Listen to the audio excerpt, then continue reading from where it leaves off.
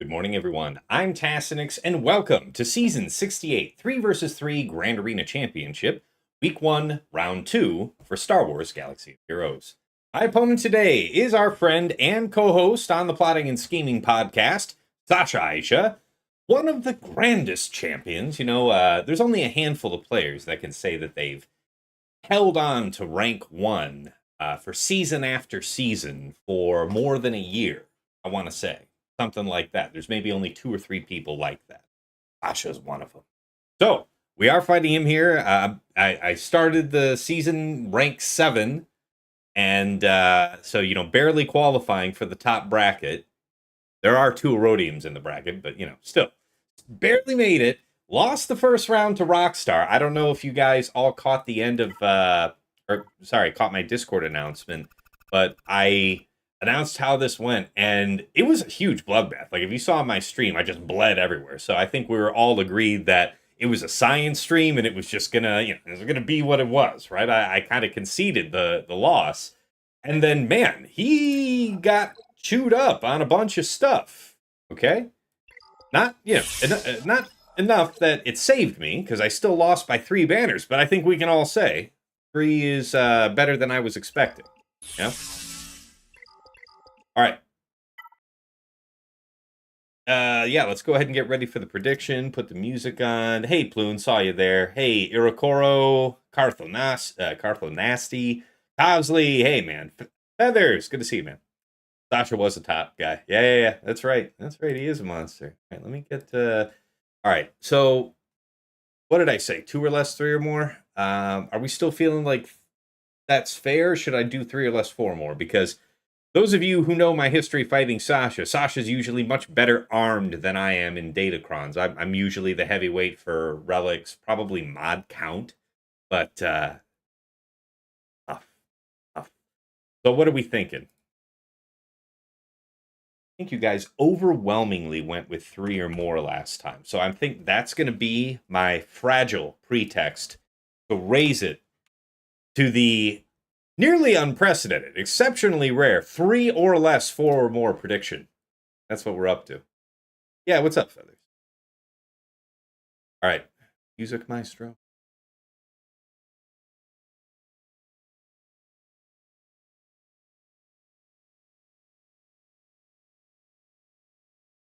Play. There we go. All right. Comparison on screen, and here we go. So, rank 8 fighting rank 3. Yay! My 15.8 million GP to his 15.3. Top 80 GP is my 3.20 million to his 3.14. Data is my 405 to his 393. Get had, son! GAC Omicrons, we both have 84. Top 80 average speed. My 167 to his 162. That's actually kind of plus 25 speeds. My 282 to his 244. 20 to 24 is my 588 to his 423. Plus 20 speeds, my 870 to his 667. Plus 4% offense mods, my 268 to his 230. Pretty close. And plus 6% offense mods, my 96 to his 72. We're closing in on 100 of those. I know Shake was around earlier this morning on Discord, saw me roll an amazing defense set protectioner. Gonna be cooking. It's a gas grade mod, I'm telling you. Feather says, I may regret this, but I feel like it's a good day to have faith. Well, I think I'm trying to give you better odds than last time, because you guys were like 90% on 3 or more, and you were right, but I think I made it a little too easy. See how that goes. All right. Relic analysis. Total levels, my 2488 to his 2321. Relic 9s, I have 149 to 88. Wasn't it such a short time ago that I hit 100? Here we are.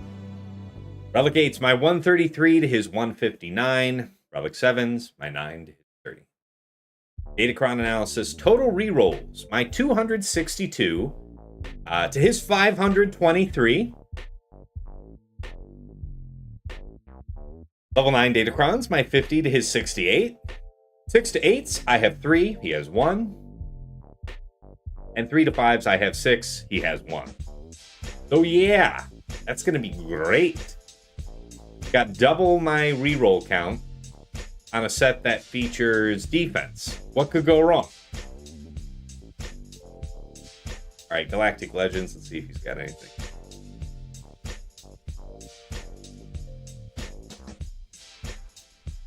Ask JMK.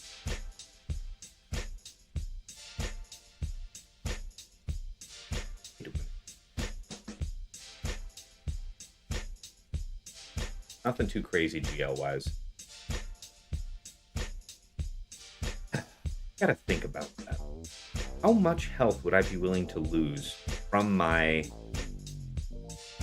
Exile Ezra? Take his speed from 375 to 380. That's what I'm thinking of. Hey, Sasha, appreciate it. And thank you again for the gift sub. Subbed for 39 months. Currently on a 36-month streak. Thank you so much. Appreciate it. Yeah, it should be good. I don't know. Did you already finish? No, it doesn't look. All right. Man, that's skip around. Kind of annoying.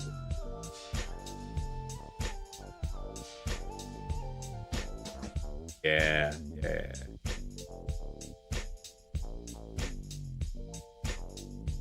All right, nothing too crazy there, mod relic-wise. So, this is an Omega Bot report prepared on Sasha's last season of 3 vs 3. We're going to look for trends about proportion, defense, and offense. The teams will be different because the Datacron meta is different.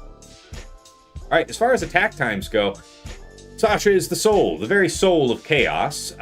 He go when he want, how he want. There is no rhyme, there is no reason.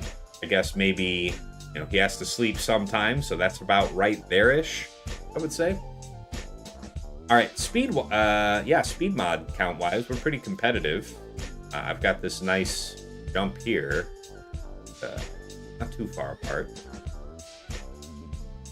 DC Omicron-wise, we've got everything. And then, yeah, he has quite a few. A good handful. What is it? 1, 2, 3, 4, 5. 10 dropped attacks on squads in the last season, something like that. So he's willing to set a difficult enough defense where drops like that become necessary. All right, defense is set by Sasha.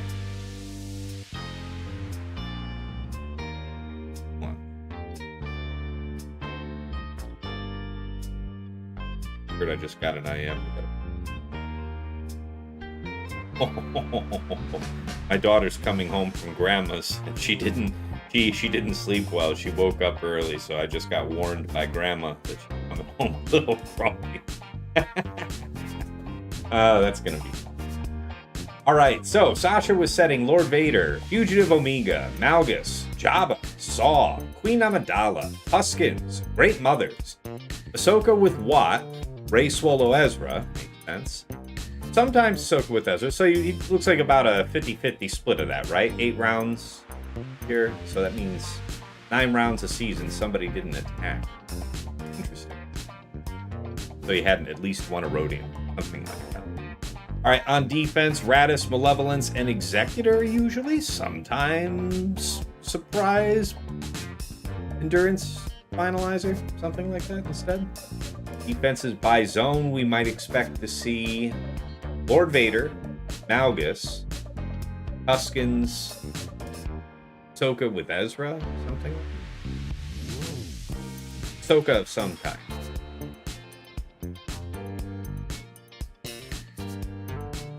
And then maybe a Fugitive Omega, something like that. So anyway, this is a pretty robust defense he was setting down.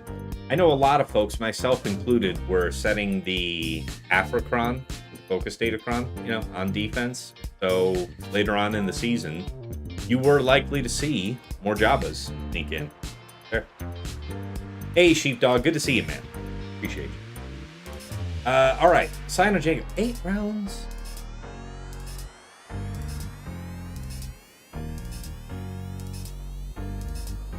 You not attack 1 round, Sasha? Is that what that's telling you?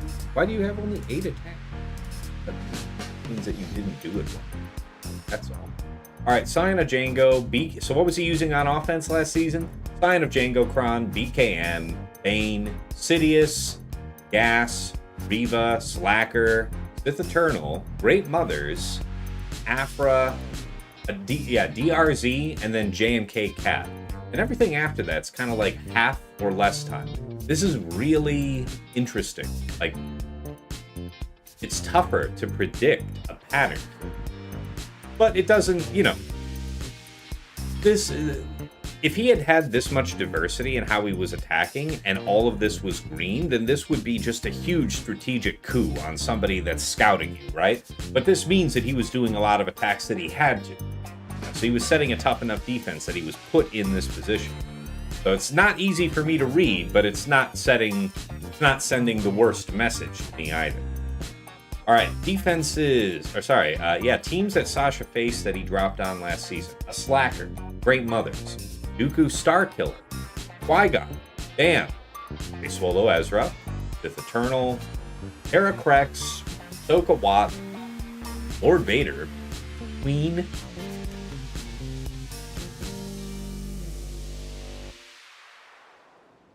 spared you guys the sound of the sneeze.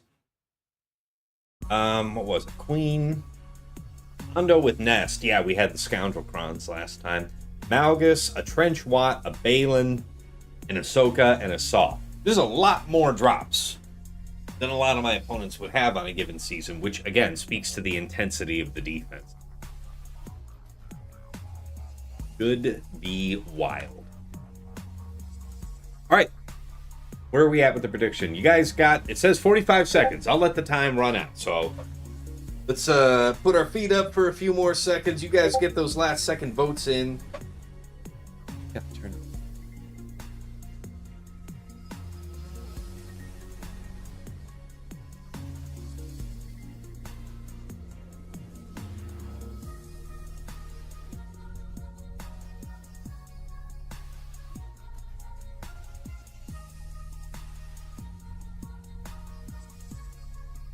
How are we looking at?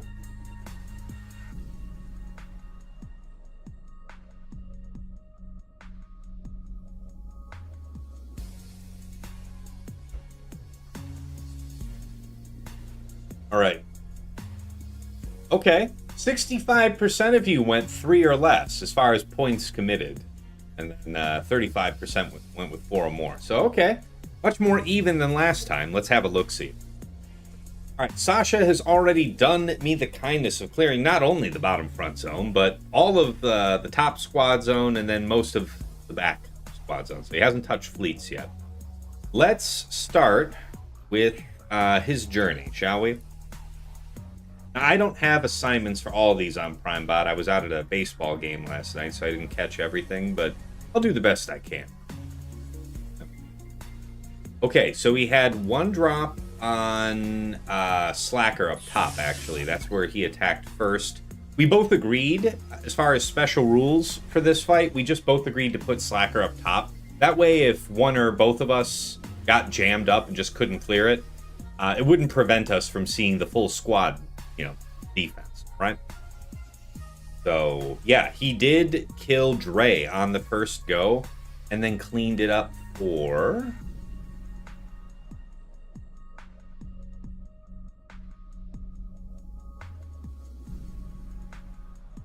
$24? No, I don't think that's right. I think it's 36 there. I think that's the 36 on the tracker. All right. Then he went and started attacking bottom front. Right. So he got a 59 on Tarkin. You'll see in a moment why I kept Tarkin down. We all saw last round that Sidious pretty easily took care of Tarkin, so no surprise there. 56 against Ahsoka, Ezra, General Syndulla with the Zalbar Crom. 55 on Lord Vader.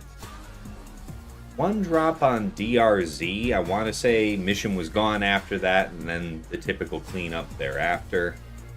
Rey, Swallow, and Cal with a high defense and some offense on it. Set 22 Crom. Light side bulk or speed up? I forget which it was. I think it is speed up this week. I think I rolled it to bulk for next. Either way, he had to withdraw on the first go. Killed everybody but Rey on the second go, and then cleaned her up. So that's the 24 I mentioned.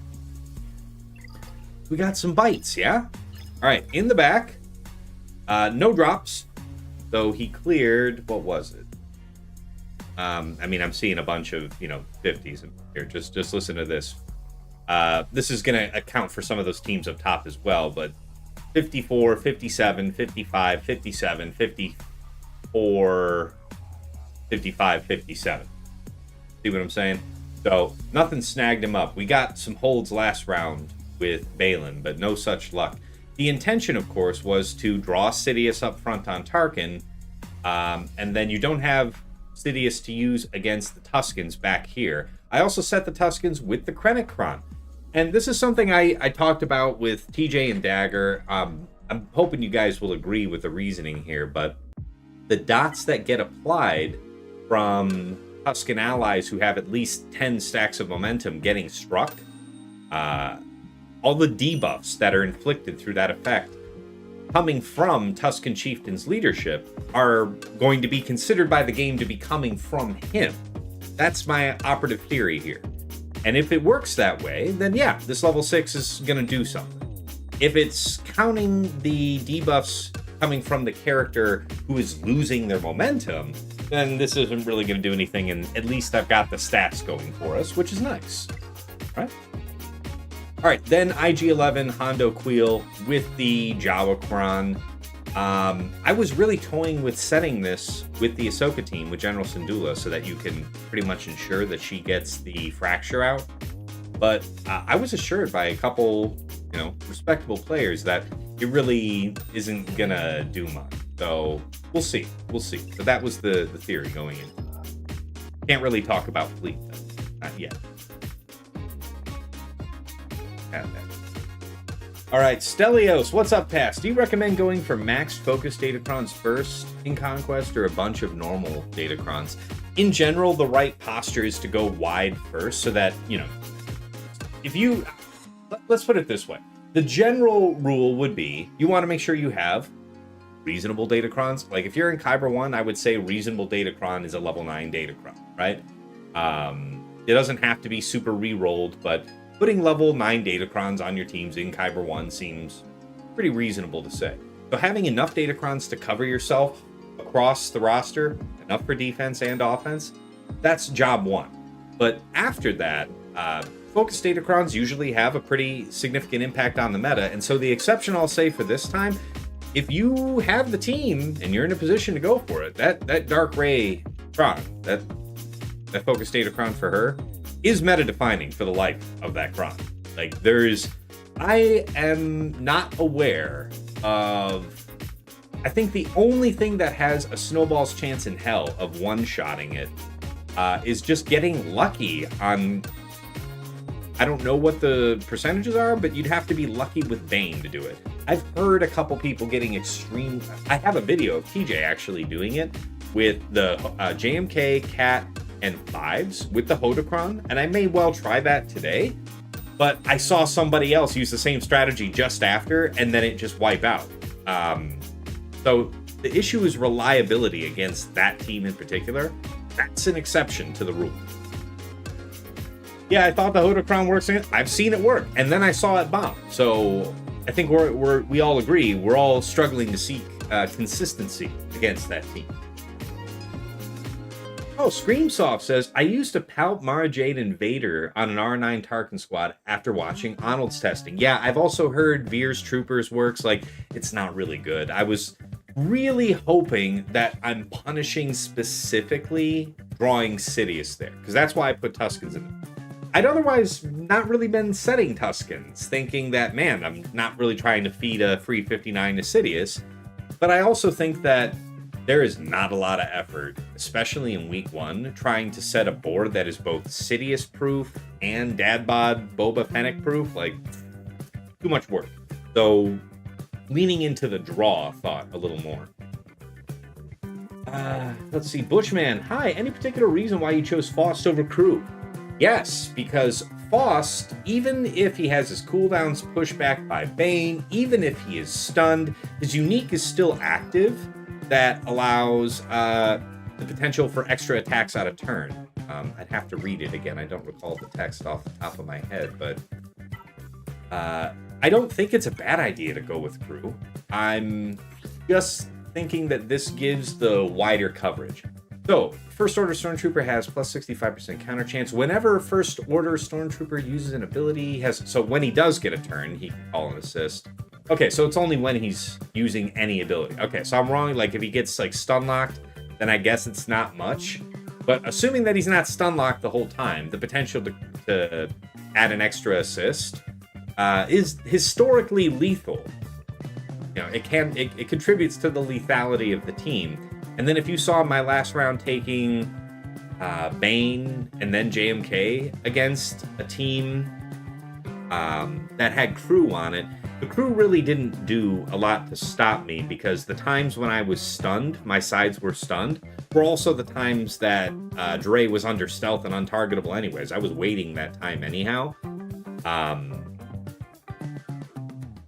know a lot of people are trying Hux. I haven't tried Hux yet. I'm not saying it's a hard and fast rule, but historically I've liked Foss there better than crew for the added assist. And, oh yeah, the point I was trying to get to was, if you saw my fights last round, just those extra little basics out of Dre were enough to push Slacker into one charge of ult.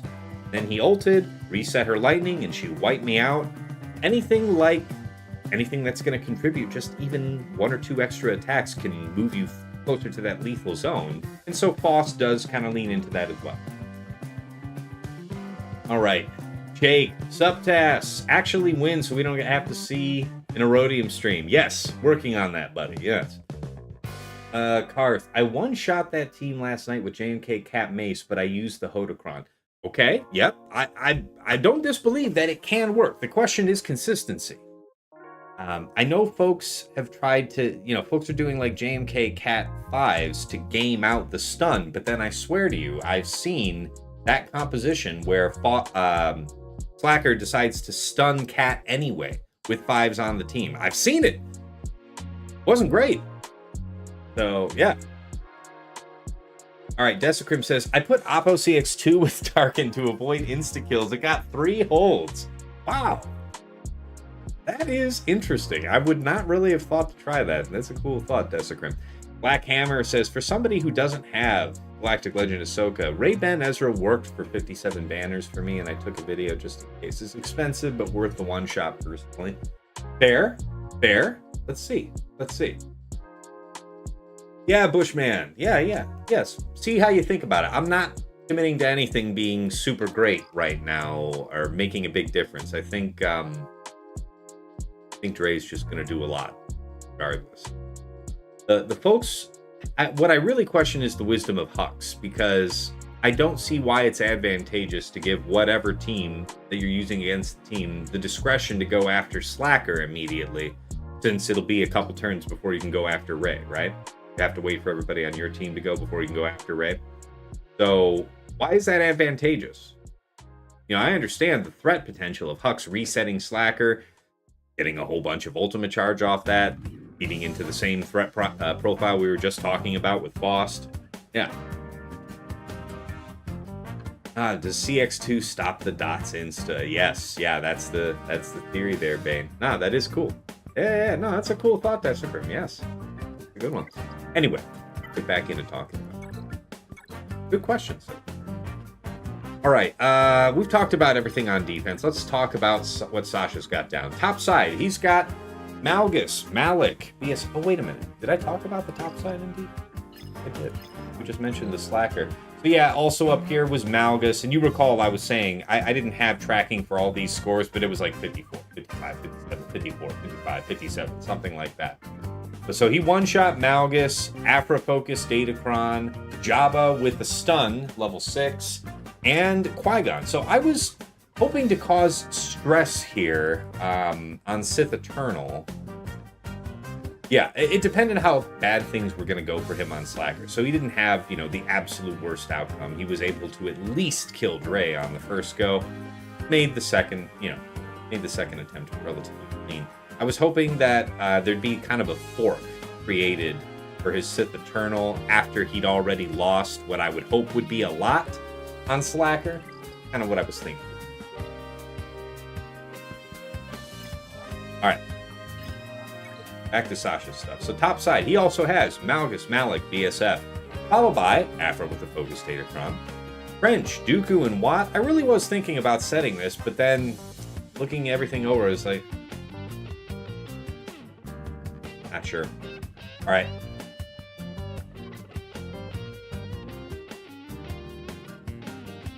Sorry, Mrs. T talking to me a sec.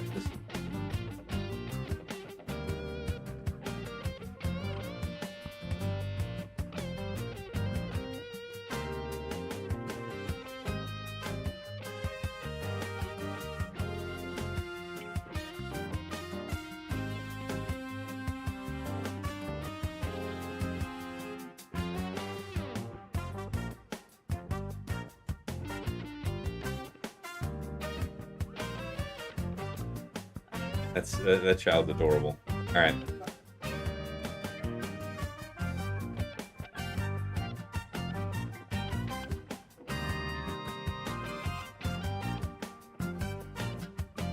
All right, so yeah, Trench, Dooku, and Watt, then Slacker, Dre, crew of his own, so we'll see this again. I fought Rockstar's last round the same way. He had a crew. All right, we've got Fugitive Omega, Bad, Mercenary Wrecker, and Crosshair Thrawn. Bottom front, it is Lord Vader Oppo CX2 with the Oppo Kron, followed by Qui-Gon, Jocasta, and Temple Guard, not with the Temple Guard Kron. Okay, so this is the bulk level 3, the long text Jedi Vanguard. 273% defense, 10% offense, just over 20% crit damage. Let's read what this does. If all allies are Jedi Vanguard at the start of battle, they gain protection up 100% for 1 turn at the end of their turn, and additional bonuses based on their roll. Attackers ignore taunt during their turn. That's every turn. Oh, they gain protection up for 1 turn. Yeah, this is every time they take a turn. Alright, healers and supports. The first time this character is defeated, they're revived with 100% health and protection. That's some bullshit. Tanks are immune to stun. Whenever an enemy dispels buff from a Jedi Vanguard ally, they are inflicted with Provoke for 2 turns. No es bueno. Can be resisted, though. Whenever a Jedi Vanguard ally is attacked out of turn, their cooldowns are reduced by 1. So, I think this is meant to impede something like bounty hunters. I've heard some people doing bounty hunters against certain Datacron orientations of this team. Something like that. Hey, what's going on, gamer? Hey, yeah, I know, man. I saw your YouTube comment. I know I owe you. I know you want I know you want an update about the GAC Omicron tier list. I did find the way to actually update that. Hello, Miss Sweetness. Welcome home. Ooh, how was Grandma's? Did we have a good time with Grandma?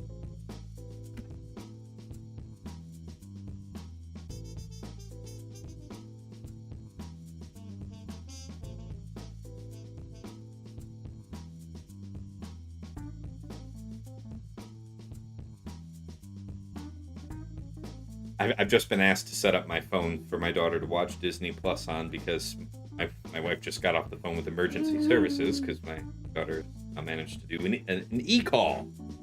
So, okay, we will set you up with some Plus. And I'm just going to lock the screen so there's no emergency service. Okay. Yeah. Sorry for the delay, folks. Major patient. Yes.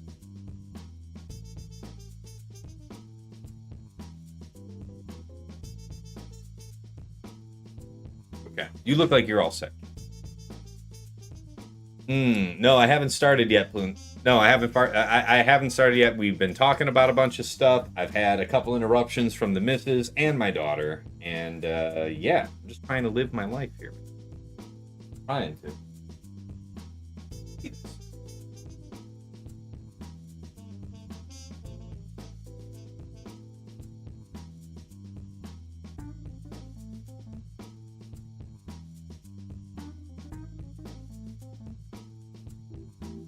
All right. Yeah. Let's see here. Ahsoka Ezra with Huyang. The 22 bulk. 43% crit damage. Over 300% defense. Yay. Gungans with the Nascron. Yeah. This one you get some value out of. And some threes. Crit damage, defense, some crit chance on there, and some offense. So I imagine that crit chance was just a stubborn chunk he couldn't roll away. I like this, by the way. I think this is the better level 3. Gungans is a team where if it's going to kill you, it's going to kill you while the shield generator's up for the most part. So lean into that and take the speed up on 3 instead of bulk. That's my opinion. I think by the time, if they get your shield generator down, I don't think the added, 15% health and protection for everybody's going to do it. Whatever it is. 30, 45%, whatever it is. I still don't think. All right, Traya, Nihilus, Savage. Manner of horror is this. 240% defense, 22% crit damage, 21% protection, and then whenever dark side allies are dispelled, at the end of that turn they gain potency up until... Now, who would this be?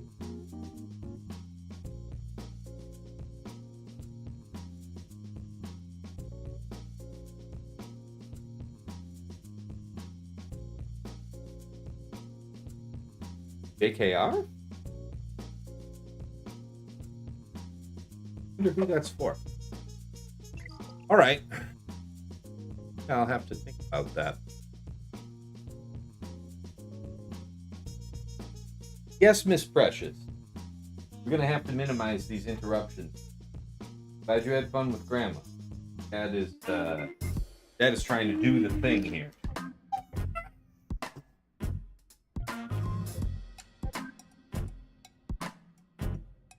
Thank you. All right. The gamer says, hey, Mr. Nick's opinion on the hard defenses this season and hopefully the upcoming. I love it. I mean, I think we can all agree that we were ready for a Datacron rotation. Here you go, kid. So I'm welcoming the new meta. I need to see what data looks like after week 1. I don't want to judge it while having only fought 1 round type of thing. All right, as far as my spreadsheet, I've been mapping this out. Elevator, Oppos.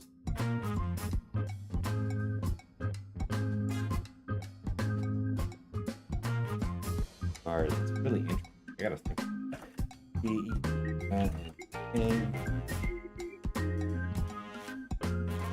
Phalanx and so I want to say against Traya a couple times last season I did something novel. Wrote it down. Dabbot Fennec 58. So that has to be part of this. So you wouldn't be able to click debuffs. I don't know how much that defense I have to imagine matters. Are we immune to instant? Is that the intent? I forget. I think I only did this once or twice last. Against a bunch of stuff. So that means that if I do dad bod this, and it is successful, then there is probably a saw in the back as well. And so Traya would also... Yeah. This feels like a draw for saw, right? Because then if I also use Traya to resolve Gungans, then I'm going to have all that on my... Okay, so how to assign Galactic Legends, then? I think we stick to the script about Leia versus this. I understand the defense is a lot, but I've already been able to win this fight when we're not talking about having a one-shot on Exile Ezra. It just takes a while. Not the best. We'll get it there. That's right. Young Missy is telling me that I'm not going to be doing a stream. She's just happy to be home. It's funny. Yes, that's right. Pabu Abba, adorable guest star, enters the stream. Special guest appearance from Daddy's Precious Sweetness. Can you believe... Hold on. Can you believe how sweet this child is? See? Look.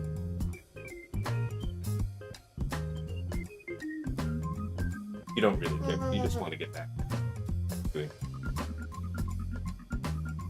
Mm-hmm. pile. Anyway.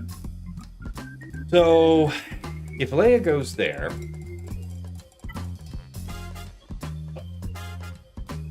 Are we doing JMK? I guess the first order of business is side slacker, right? So are we going to do the JMK thing? See if Bane is freed? I think JMK is the wiser one to try. So let's give it a go. I want to try it the same way I saw TJ do it.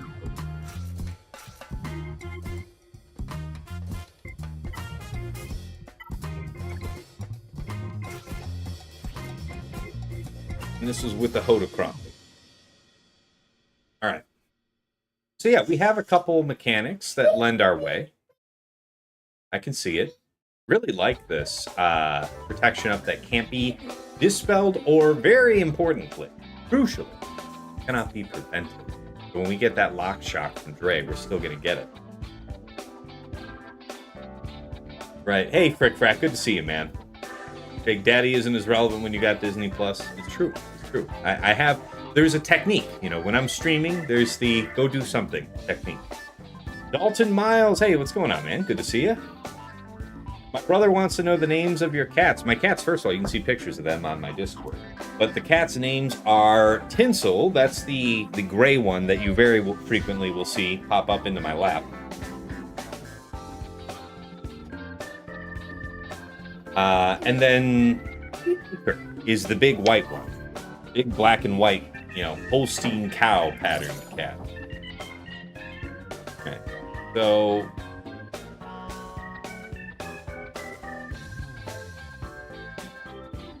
but she...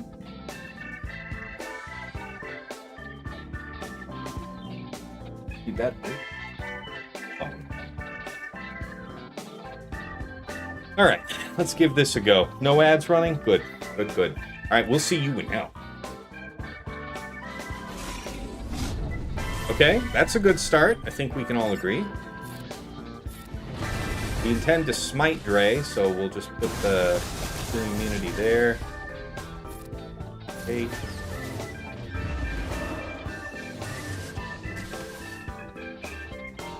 Now, why... Something is strange, because we just went from Cat to... I saw this on TJ's fight, too. We just went from Cat, JMK, and then we didn't get a bonus turn from Dre. Now, after JMK's turn, she gets a bonus. It's a bonus turn effect, not turn meter. So it shouldn't be like that, right? Right?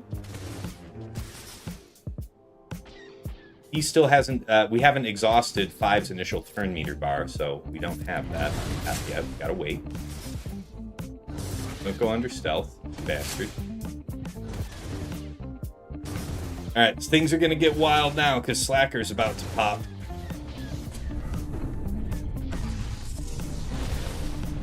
Yeah, he got like, what was that, 5 attacks from Dre?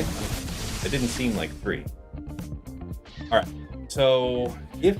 I feel like we have to take the short ult, because even though we can't see her yet... No, we haven't exhausted.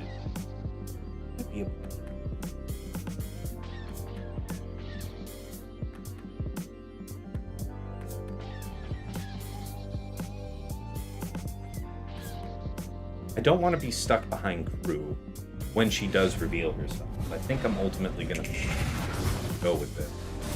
So he is out. We did dodge that. Cat's coming out ahead of Dre. We can ignore. We can smite. Okay, 3 minutes to do the do then. Good job, 5s. Doing your 5 stuff. Okay, so this is working for me today. I'd much rather not waste the armor right there. Yeah, take that.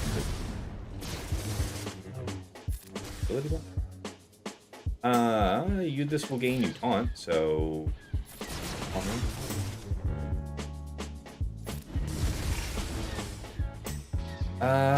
yes, let's go ahead. Stabbing, pipes off, foresight, kind of a waste. And I see he's out of ult, I should have... Calm down, calm down.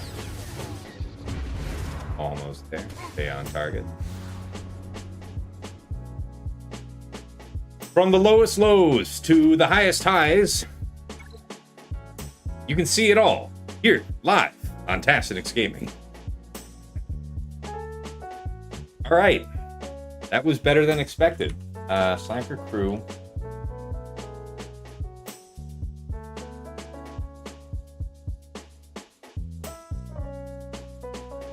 And again, the idea behind Fives is that he just has extremely high AI priority, so he's likely to always soak that stun. Slacker. E. Okay.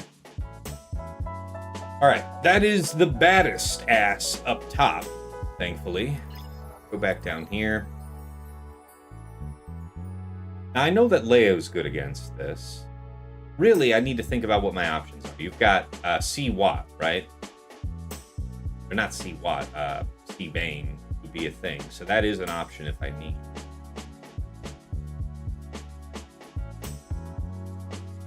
Cere Malygos I do have. Cere Malygos Starkiller, I think you guys were saying instead of Cere Malygos Maul, Cere Malygos Starkiller could do it.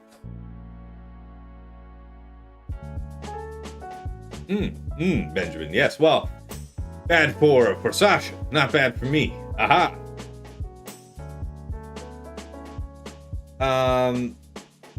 Keep the keyboard bindings display on. Keyboard bind. Oh, if that's on when I'm fighting, I don't notice it. So probably that's why. Doesn't stick in my eye pain. All right, yes, that's right, Master Kylo. JMK Cat 5s, yes. Saw TJ do it successfully, so I knew I wanted to try it myself, but I also know it's not 100%, because I saw a Striker drop with it. So I don't know if anything's guaranteed, but that looked great. Loon asks, how could I annihilate her? Don't you need to do damage to everyone before killing her? No, the way it works is that she cannot be targeted until everyone on her opposing team has taken a turn. And what that means is that they've exhausted one turn meter bar. So even though Fives didn't really do anything before I, in fact, smited Dre, it's just because he had exhausted his turn meter bar. So all three of my characters had gone, she was eligible to be targeted, and that's all that it takes.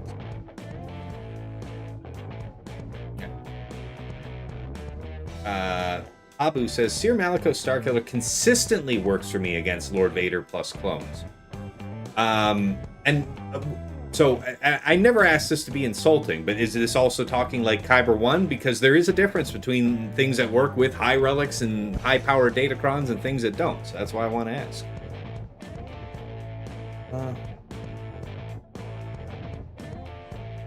Is it better to put Hux or crew? Yeah, the jury's out on that, man. I don't know, Kylo. My gut instinct would say between the two of them, I would think that the more dangerous thing would be to have a tank. I don't see why it's advantageous to offer the enemy discretion about which non-Dre member they get to beat up, you know? Okay, no, appreciate you saying that, Pabu. I don't know, I might try that here. I really have to settle my mind. What was I otherwise thinking to do? It's like Sith Eternal was something I was thinking to do here, and as long as we have Deceive out on the board, I think that would supersede this effect. Ignoring Taunt, one thing, but they're deceived. I don't think they can target correctly. It's definitely different between lower Kyber 1 and upper Kyber 1, Pabu, but I appreciate you answering, because you being Kyber 1, the numbers are going to be not outrageously different. I think you're telling me something that might... Okay. Yeah, that's right, Bloom. That's right. Yeah, I was annoyed with Fives not having taken a turn yet. Yeah, you think you would get more ult faster with Hux. Yes. I understand the threat he's meant to add. I just don't know that it's better. I haven't tried it. I'm not trying to say no. I'm just trying to say my gut is probably worse than a tank. Kind of where I'm at with it. All right.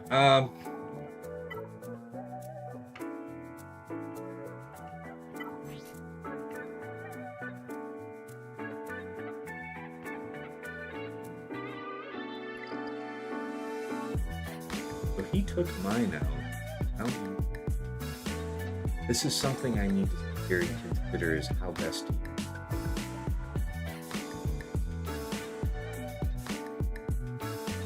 Jabba, Dad Bod. Do I want to try Dad Bod on Traya again? All that defense? They had a Sith Cron on them last time. No defense on that. Have Queen.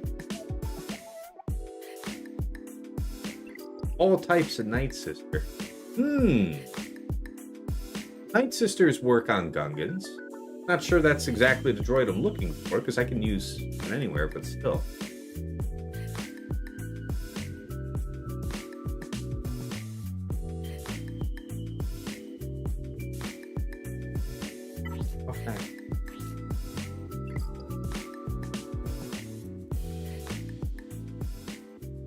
You guys think that there's merit to trying... Oh no.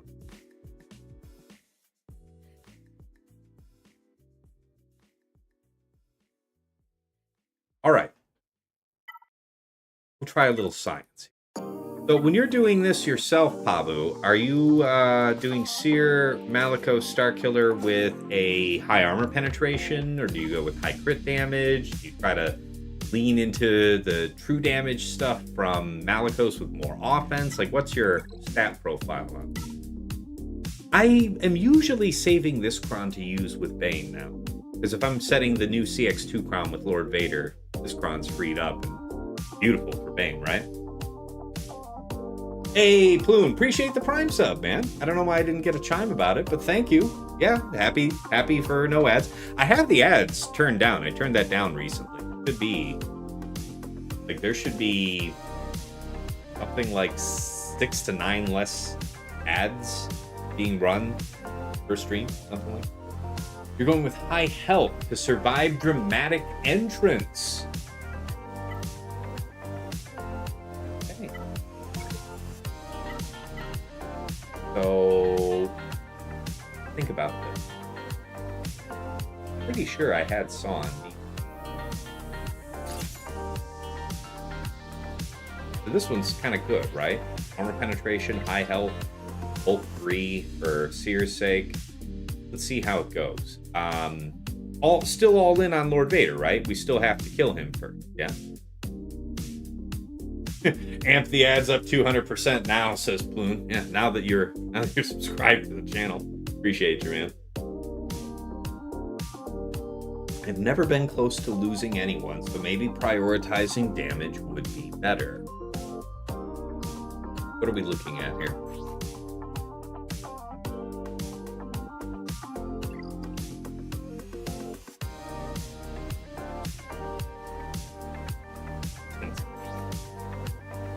All right, it wasn't going to be this one, which is very high health. And I do recall that when I did this improperly last round, I still think I got to use the ship. So if the ship's going to happen, more health is better. Sword armor penetration? See, this one's one of the highest armor penetration sides, then. It literally is the highest armor penetration Cron I have. That isn't just totally worse and is not Oppo. Save the Oppo one for Bane wherever I'm using Bane. Although this is really nice for Bane too. Doesn't that get 15% health up? Just over 40%. Is substantially less than this.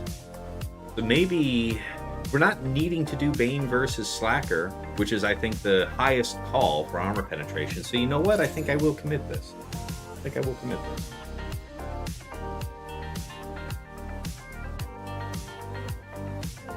Yeah, okay, yeah, this didn't work at all for you, Shake. All right, well, we'll all find out together. Let the realness commence.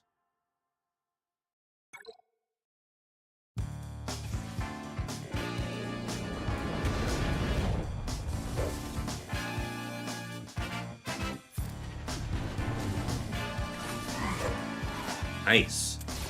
Okay, last time I did this, they chose to disarm Malicos. I think we can all agree. Not the best outcome. Okay.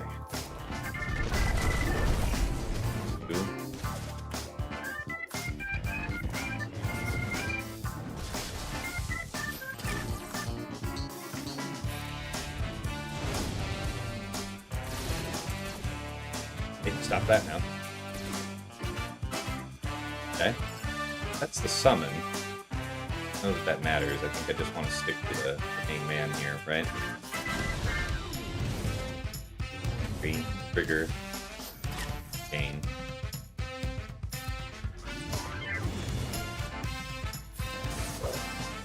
Not a dispel. That's right. That's correct.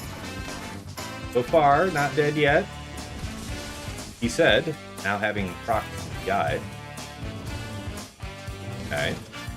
Man's rampant. Disarm on Starkiller, still better than Malgus, I guess. We'll take it. Keep him on him run. Rush. The best. I know for a fact that this third on Lord Vader does nothing. So I'm not going to bother with it. Need to get to that second rotation. So this feels right.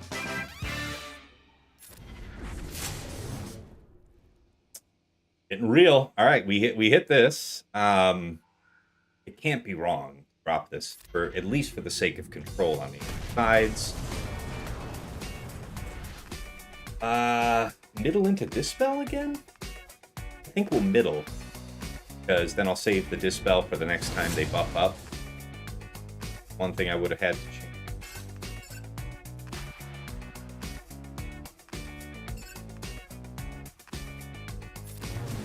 Yeah.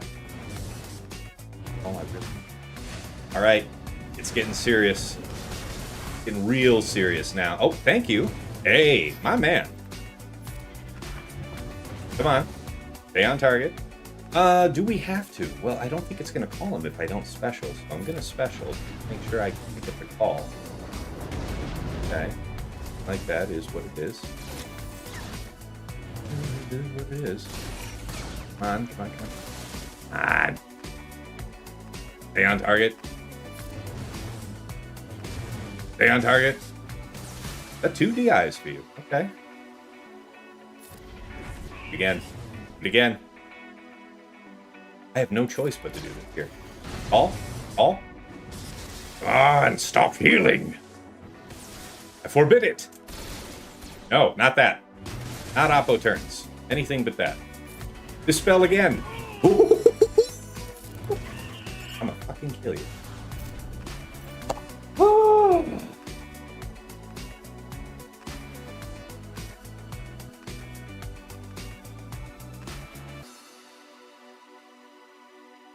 Palm sweaty, mom spaghetti. All right, let me catch up on the chat here. It's been a Hey, Faust, welcome. Yeah, you missed 2 fights the whole time. Yes. We just got a raid in from Ranger. How's it going, man? Yes, that's right, Rob. I did do EP Mara Jade Starkiller last time, and it was grim. So yes, this is the better way, for sure. There can be no doubt. But yes, that worked. That was scary. Yes, yes, yes. The turd highlight of the weekend. Task for Sasha. It's always a good match. It is always a good match. What's going on, Ranger? Appreciate the raid. How was your stream? Take a couple minutes for my heart rate to lower and actually eat some of this lunch that the missus bought me. So, how you guys doing? How was the stream?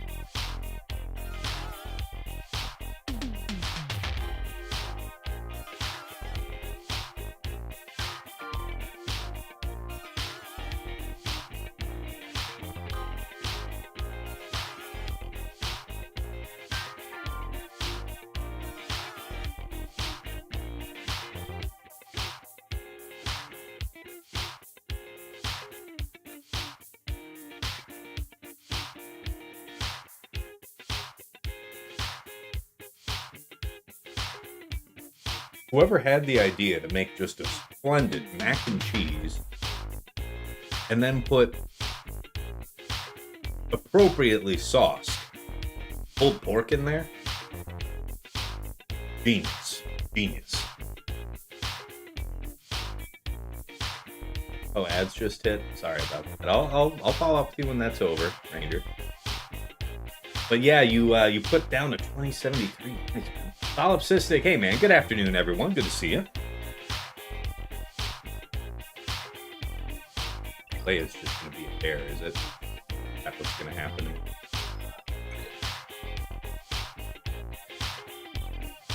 Fifth Eternal goes here. I mean, that means that I have to try Leia here, right? I gotta see. I was talking all that shit. Still gonna roll with the Heracon.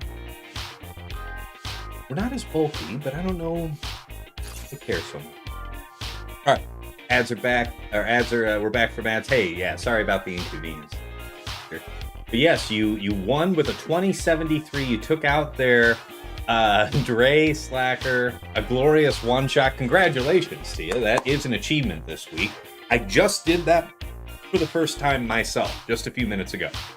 So, Ray Rock, good steamy morning. Man, isn't that the truth? It is going to be a pressure cooker up here. If you know, you know. But if you're from the Great Lakes area, you don't have to be in Michigan like I am. But if you are, then you know that the summertime here, especially July and August, really, actually have higher average daily humidity than South Florida. Source, I've lived in both for years. Not great. You use JMK Cat Mace, Ranger. Okay, I just did it with 5s. So, good to know. How consistent is the behavior of Slacker to stun Mace? Because, you know, this idea was with 5s is predicated on 5s having such a high AI priority for Slacker. So that's the idea. All right, you're off to have lunch with Desi, who says hi. Tell her I said hi back. Have a great stream. Appreciate it. All right, yeah. So they stayed focused on Mace. Appreciate you confirming that. Have a good afternoon, man. Thank you again for the raid. Use the Hodocron. Same thing. Absolute same thing. Yes, sir. All right, now we're gonna see if I just get hosed.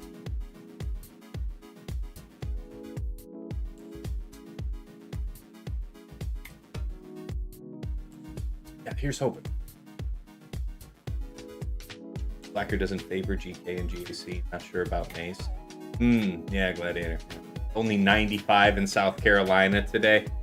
Telling you, getting to that sweltering part of the summer. Honestly, though, my daughter is at the age now where she's just loving doing stuff outdoors all the time. This is the first summer of her life that I can recall where she's just wanting to be really out and about and doing stuff. So let her enjoy the summer. She's really having a blast here. All right, let's go. R2 can handle this. I mean, we're going to find out. Yeah, this is...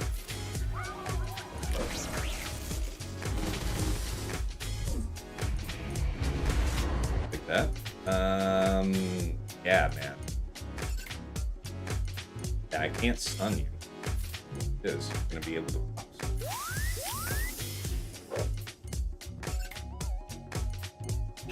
Do I want to put the fracture down over here or here? Well, I don't get an assist call if I put it on to the Esmond, right? And this is our moment of decision. Not really decision. Didn't even proc the DI, so that's not... I'll tell you that right now. I think we still have one more turn of stealth with R2. Still. Alright, now it becomes a race against time. I don't typically favor these. Yeah. Now things can start to get out of hand. You can start just dumping all this focus directly on her. We won't kill him here, but we have to dispel. Start actually hitting at him for real. Wow, we just got lucky there. Hit him, it's fine. Can be stunned now. We'll take that. Okay.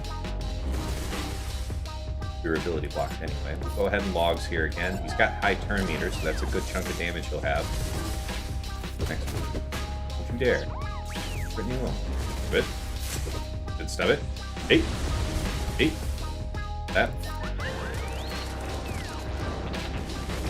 Yep.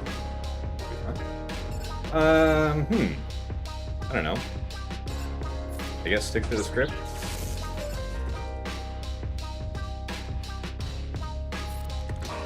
Oh! Oh shit! Like that. Again, take the money. Run. Ask no questions. Okay, this is working out. So, what do we do here? Do we blow ultimate? I think we blow ultimate to heal up and see if we can't finish off the end of this fight with a second ultimate from her, something like that. I don't know if it's going to work out that way. Now, if I keep doing things like not dispelling perfect defense, this could take a while.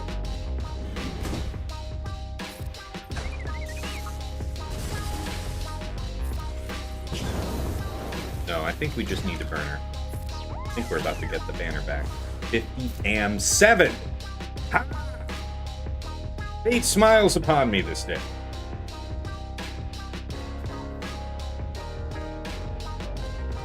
Okay.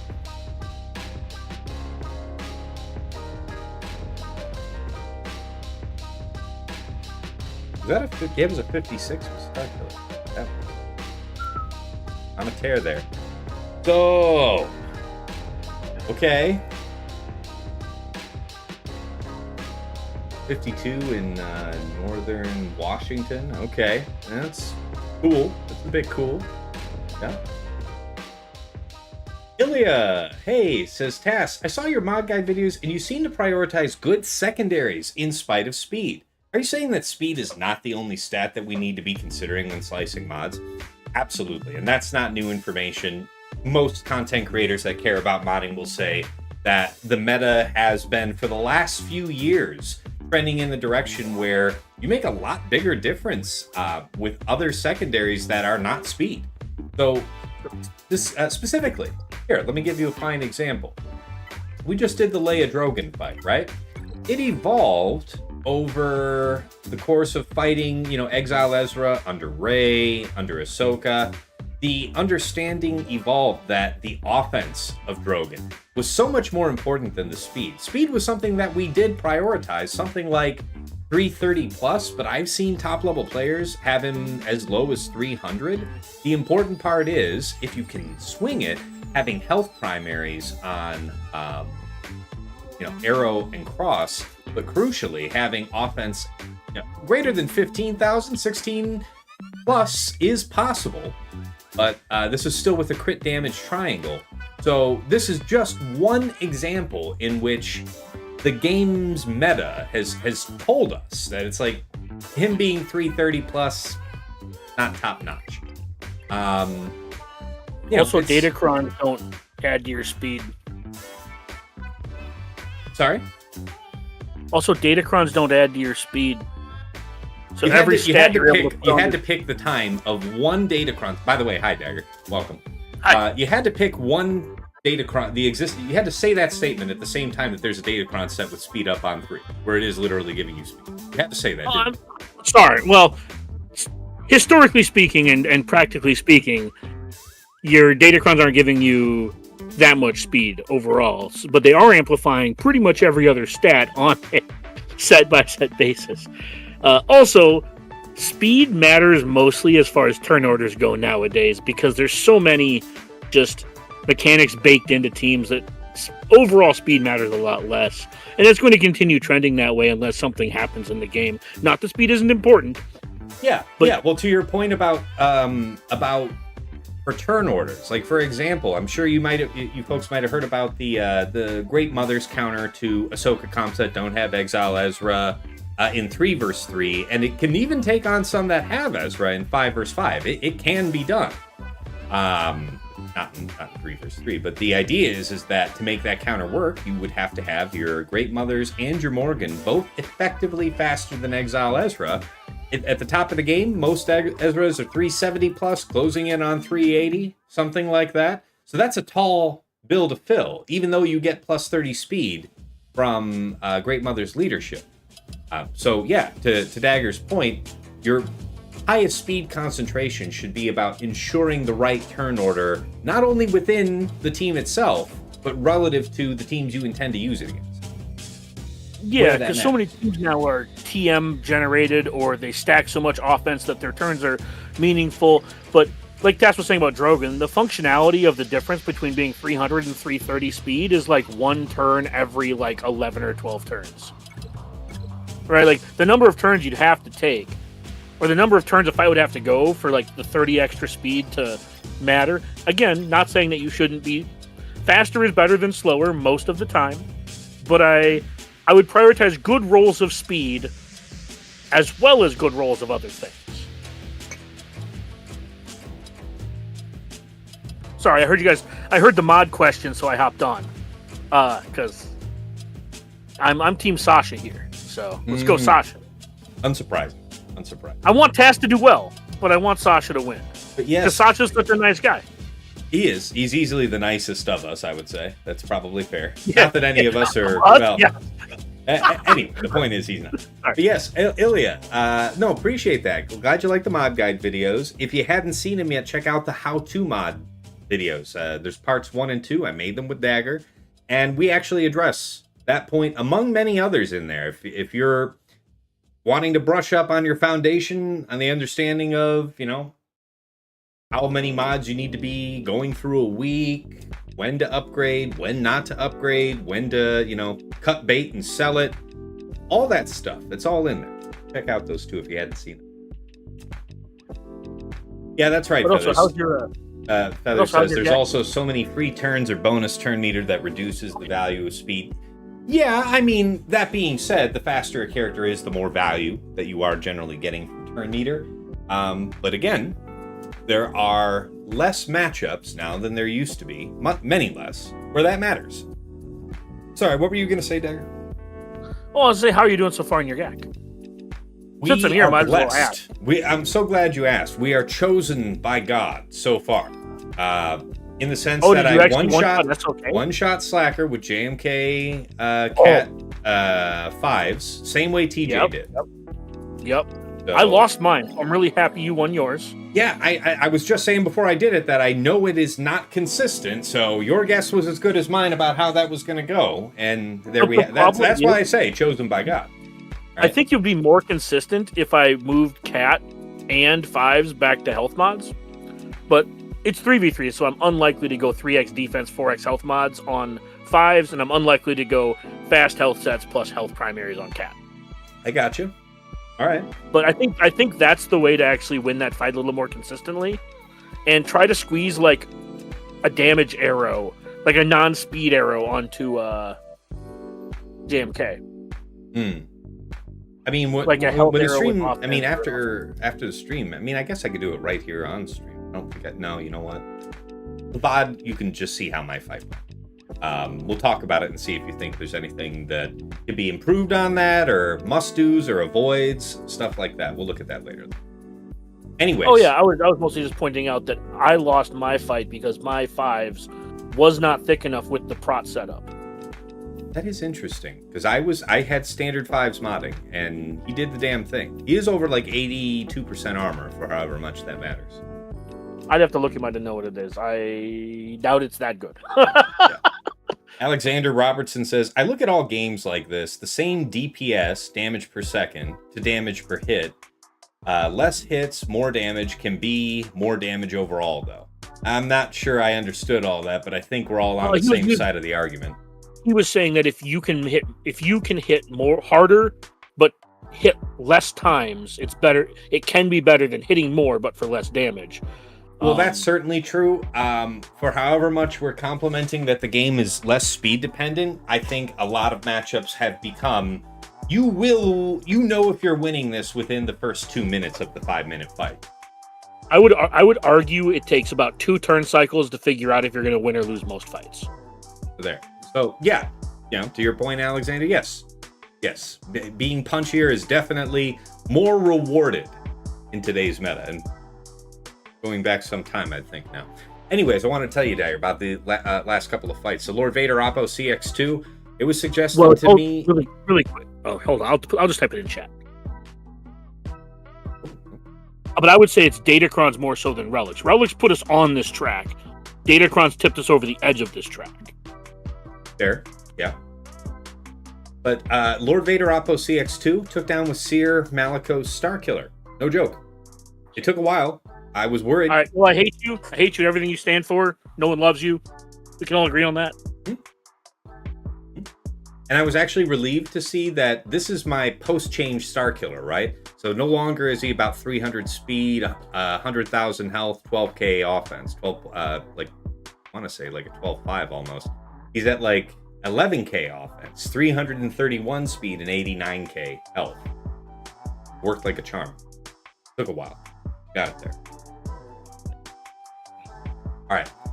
Now, I'm still thinking that my path forward here is going to be Traya. And that means that I might risk Gadbod against his own Traya.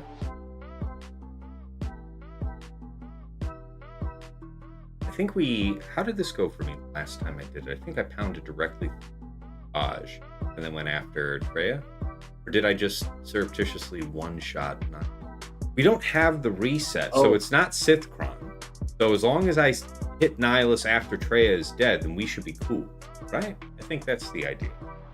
I don't know how reliable this is, but I saw you highlight a Gungans team. I don't know if you're still talking about that because yeah. I'm thinking about how I'm dealing with Traya after this. So yeah.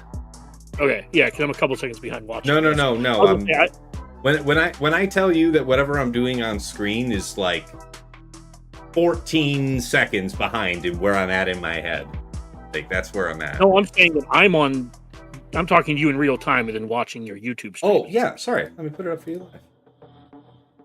Oh, no, it's all good. I was going to say, I saw someone win relatively easily with Malgar ISC. I don't know how reliable that is. Fair. Anyways, that's just food for thought if that's something you're into. Wait, I'm sorry. Say that one more time. I saw someone beat this relatively quickly and easily with Malgar ISC. Prerequisites? I wouldn't know. They just won. It was the Stuncron, and they just won. So they would be able to dispel themselves from the Maul leadership. That makes sense. But they wouldn't be free to react until they take their turn. That's true. Like I said, that's what I don't know what the efficacy is. I'm just saying that it was pretty easy in the one I saw. That's why I said I don't know if you're into that. If you just want to take the guaranteed win, this is virtually guaranteed. Yeah, this one I have really high confidence in being able to get through.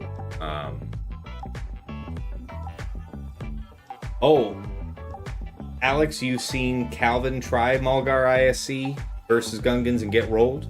Yeah, I'm very much disinclined. Messing around with it.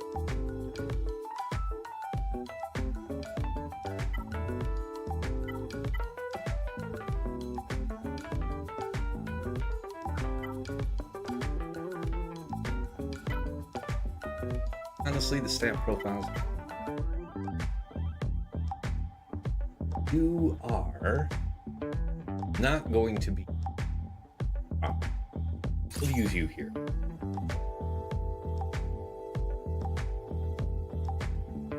Finishing move was kill from Boss Nass. Okay, so his Maul died horribly. Yeah. Well, you figure if they ever get down into DI and then Nass gets to do the jowl shake, that's a dispel and a true damage. That's one she broke. Yeah, I'll not mess around.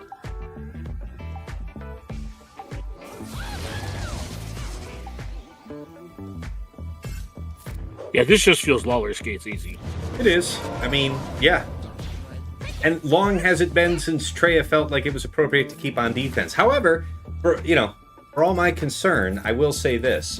It'd be interesting to hear what Sasha used against mine because his Traya is indeed on defense. And he one-shot mine. I don't know if it was one of the 54s or the 57s, but it was clean.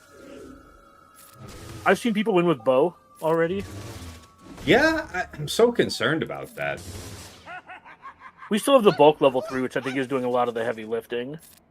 I guess, but with all the random spikes for them, like if you got them down to the point where they blew all their special abilities and they're stuck for a few turns just mashing basics, but the random turn gain effect, like I feel would offer such a damning threat to that. Oh yeah, no arguments there. I'm simply saying that I've seen people still getting other stuff to work. Well, what? Anything else? And chat, feel free to fill in the blanks here. I'd love to hear. Love to hear if you know anything else that's going well against this. Specifically, the Gungans with the stun. The double damage, I think you can overcome with just high defense if you dare. I saw someone I saw someone screen cap Mon Mothma, but I don't know if that was the stun or not. They didn't say. It was just like a screen cap of like the killing blow. But it was Mon Mothma Kyle Luthen. Oh shit. Okay. But again, I don't know what the level 6 on the crown was. Oh, yeah. But yeah, mostly just people traying at week 1.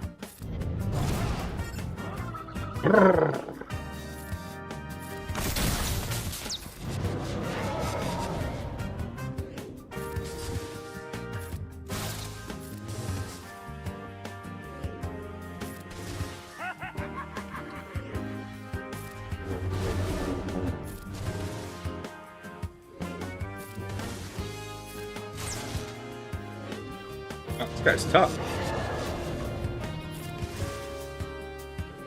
Oh, the badass. Alright. Here. Shame, no 57. Shame. Ultimate dishonor, indeed. Greyport asks, what do you think of the Krennicron on a Queen Amidala team? You know what? Great person to ask about that would be Dagger, because he had ambitions for that on offense. How did that go for you this round? Yeah, it beats Ray with Ezra. No shit, Ray Ezra who? Ben? Yeah, sorry. Kron. That's the Kron. Sorry. And apparently it also beats Lord Vader. Really? Is that either CX2 Kron or Oppo Kron? Unclear on the Kron situation, but I have heard Tom Ford in your own Discord has said that it worked, and I've heard from 2 people now that they got it to work, as well as him. Unsure on the Kron situation though. But yeah, I have high hopes for that because of how just absolutely cracked that support level 12 is. What was you did this against a Ray? What was their Kron? I wish I could check. It was a focused. It was a focused. So it was either Zalbar or Hoda or something like that. I think it was. I'd be willing to wager it was Hera. Hera. Okay. A lot of difference in those 3. I wasn't able to do anything on my main account though with it. Okay. All right, we'll keep that But I've been doing GAC on my alt. Yeah, Trevor Boy wants to know, what were the banners for you on that? 55. Okay. Acceptable. I will say that it was a bit. It's going to be dodgy if they have a really, really good banner, because, man, it's one of those where I know Fatal does this, and I think if you're going to use this on offense, you should put POW in health primaries with offense secondaries, because he got whacked really hard. Yeah. All right. Oh, I gotta make my. But it also beats Ahsoka. I crushed an Ahsoka. I mean, it was Cal Watts. So it was a bad version of Ahsoka on my main account. But that's what I did with that. Because my opponent didn't set Rey. I don't. Yeah. My. That's the thing. People need to stop. People need to start setting Rey against me. I know I saved mine, but that's not my point. Yeah. I hear you. I wonder if I'm being baited here. So, if there's Saw in the back, what am I doing for it? I guess Great Mothers is a thing. I think you're getting baited here. Yeah, it's a feeling. Right? And, do you have Jabba available? Yeah, Jabba is available. It's just, because I have, like, JML to go after Malgus or something. And I still have C, I still have other... So I think I used Queen versus Aphra last time. Like, none of this is particularly dangerous. Sorry, if you're looking for a budget answer, Jabba solo.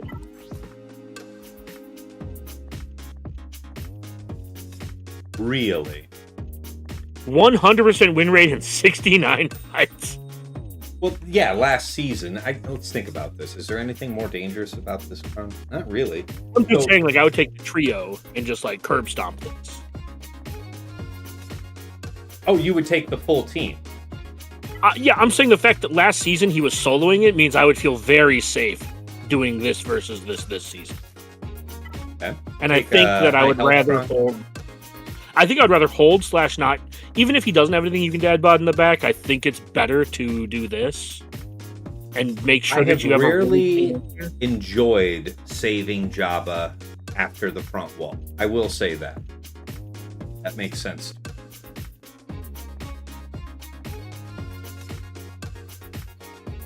All right, we're in an ad set right now, so we'll wait for that to end. But Dr. Faust asks, anyone tried Hodocron with the Queen Amidala team? Seems strong. It seems strong there, but probably not strong enough to tear it away from JKL or JML. Well, if you just saw it, I used it today with JMK, so that might be the ticket. I will say this. I don't think there's any reason to use that Kron with Queen specifically because Krennic exists.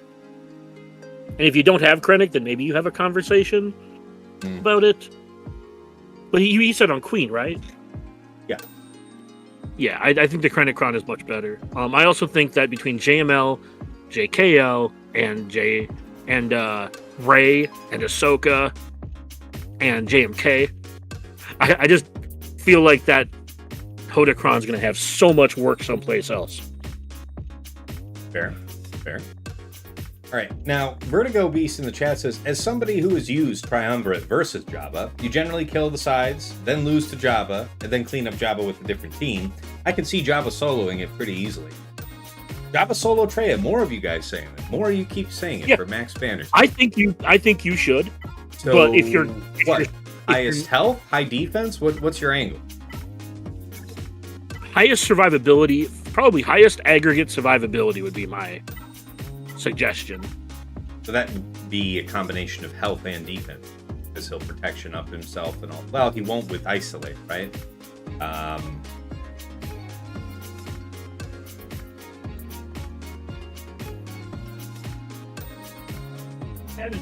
is my guess. Is that the product won't work? So, yeah, probably. Let's see. Hey, when dark side allies start their turn with fewer than 3 buffs, recover 5% health and protection. That can't be nothing. Especially if you're going to get isolated. But then, whatever. So, it's a substantial drop of defense. I could use this Nascron and bring in 137% defense as opposed to 60% defense. What do you think? I would do the fewer than I would do the buffs. Yeah. All right. Let's see how this goes. All right, for you guys, we'll do it. Things are going well, so I can take a risk here, small risk. You guys are saying it's 100%, so maybe really not quick. A small Good risk. luck. Good luck to you the rest of this fight. I do have to head out. All right, I just take want care, to talk to your top mods. Take care. But yeah, have a great rest of your stream, and I do hope that you do well. Yes, I appreciate that. We'll see. So this is just basics until the end, I guess. Probably just auto-basic what here? Auto-basic to like a month.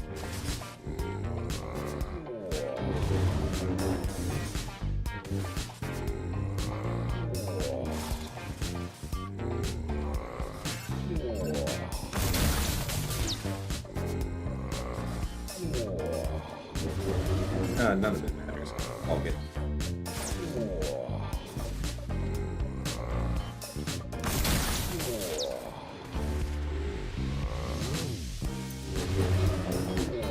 I mean, I'm convinced. I am a believer.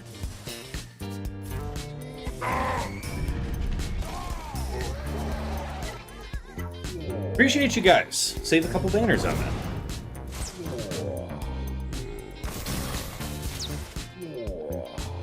We'll see if we were right to have saved soft.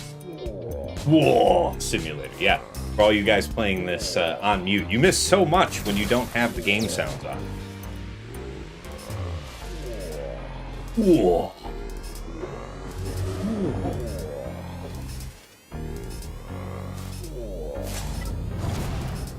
Very nice at all.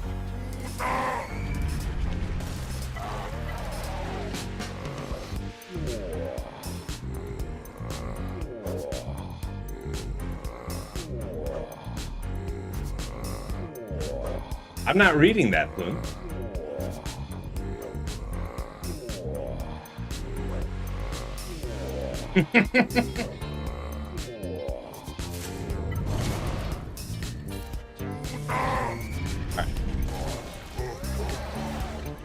So 59 there. See how screwed I am for that.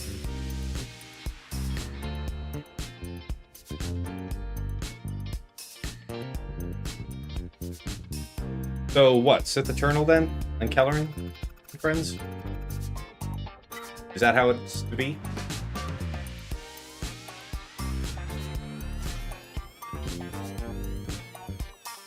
I mean, Inquisitors is just going to get rolled, right? Ignore Taunt. Ignore Taunt's not good for us. I don't think that's good. Dispelling buffs off them. We get Provoked. Ah, that ain't it. That ain't it. I am disinclined, sir. And, you know, in the interest of respect, we will use Watt here as well. Do I need to use Watt, or could I use armor and get away with it? I don't think I'd need Watt anywhere else.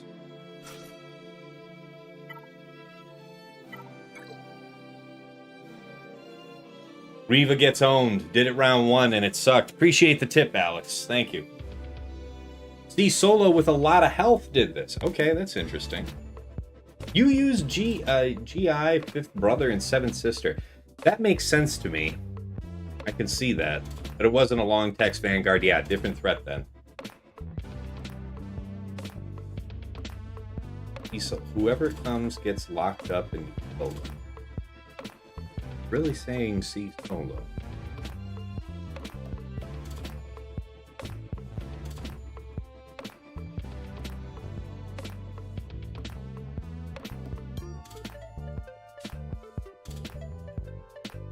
Well, I think the captive effect that you're referring to, isn't that disabled?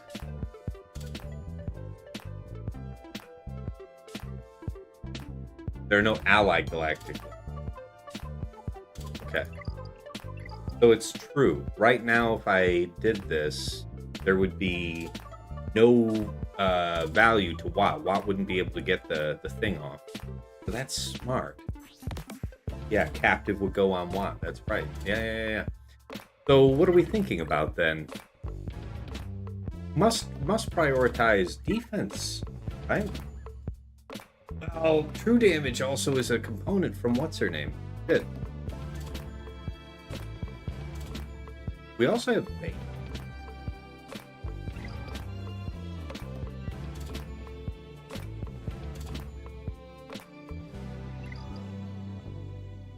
How would this need to work exactly?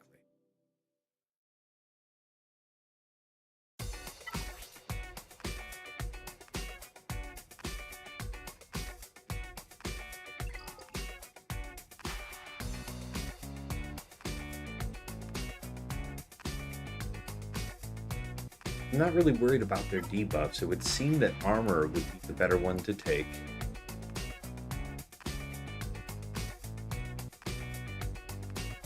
Think about it. There's some game.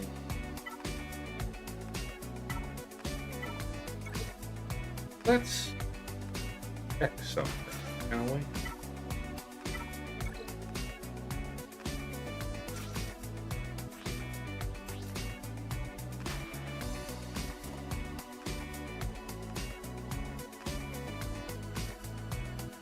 $7,519 plus $8,116.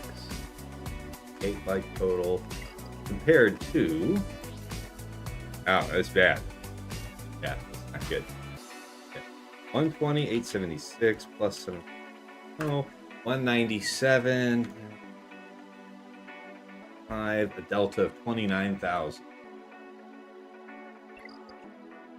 So if it's a bulk level 3 light side, can I game it to think that GBA the lowest? See what I'm thinking? Light side though.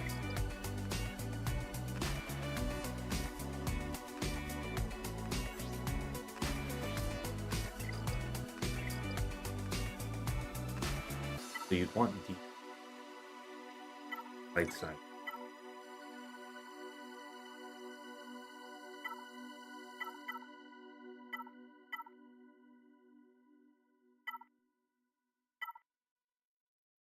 No defense on it. Protection good. Health steal okay. Crit damage fine. 15% max health and max protection for each other light side, but it works for itself. famous old bug. So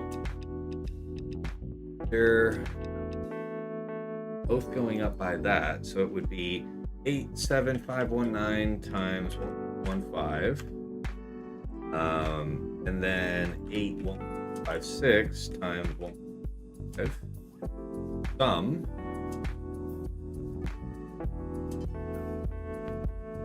193. I'll be goddamn. Still 4,000 less survivability. And that's before taking into the stat increases. So there is 25% protection on here, though. Shit, I wonder how all that gets calculated together. Because you can see what I'm going for.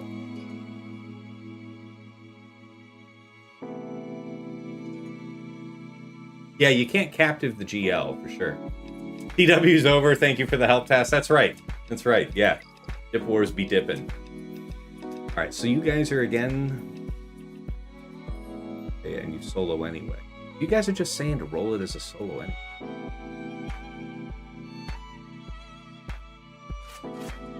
If that's the case, really deep.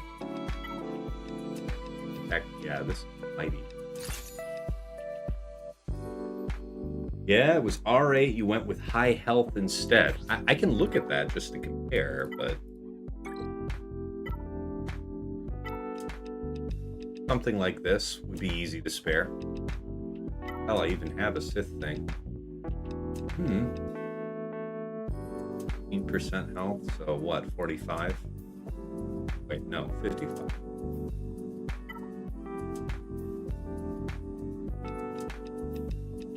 Alright, too. You went with high health. Alright. Sure.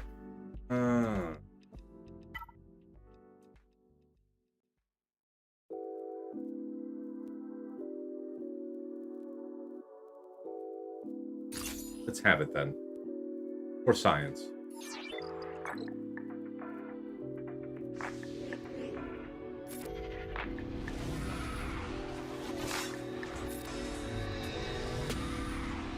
Can everybody be cool? Not cool. Have it? Okay. 1. Deception. Lies. Deception. Every day, more lies. Fine. Your ability blocked anyway. I'm sure this will be okay.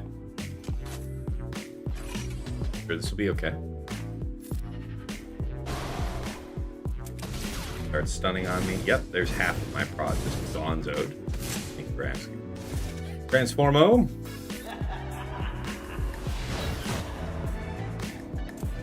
Okay. Not my favorite. Die. So the question, young man, is do you got it? Oh yeah, there's our provoke. Provoke's kind of interesting here. Provoke's forcing us to backslap. Okay, 58. Appreciate you. Fine recommendation. Fine way to clear the wall, too. What is that? Alright, let's see exactly how successfully baited I was.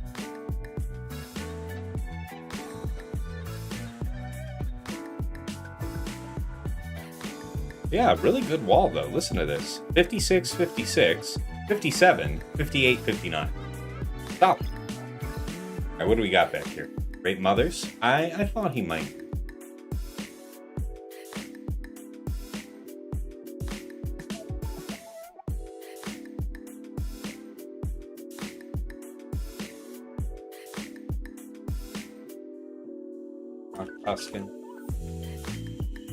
Tuskens. How's that gonna work? Back here, they have the stacking offense, so I mean, they could end up, man, that, yeah, between the stacking offense and the crit damage, they could slap my shit. Super high tenacity or something? Anything atypical?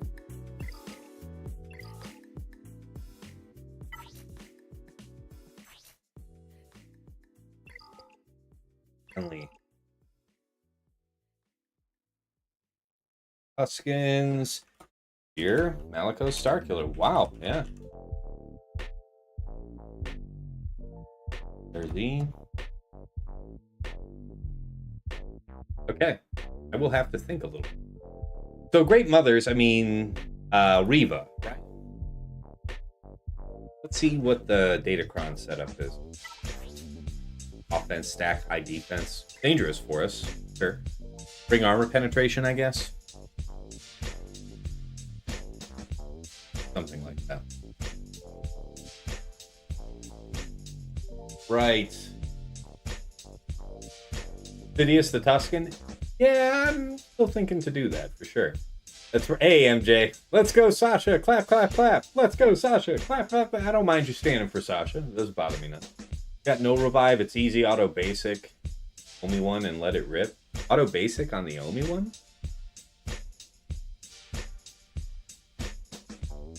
Because if I'm hitting his allies, it's accelerating something. Yes. Yes, they're ramping crit damage. Rivals.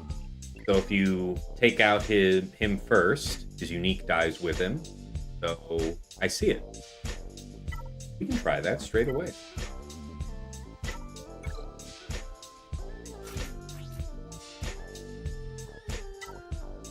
Yeah, got 2 no revives. So this one is the one that would offer us the most survivability. Take that one.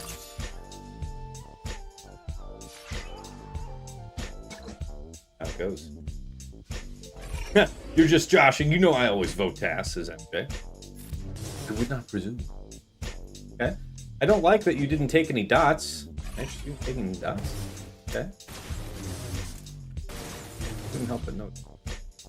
So you don't need to worry about it. Oh, that's right. They're immune to dot.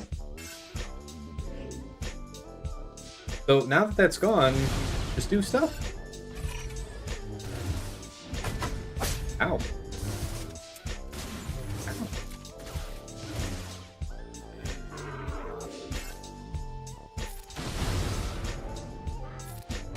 Say no to that. Dig it.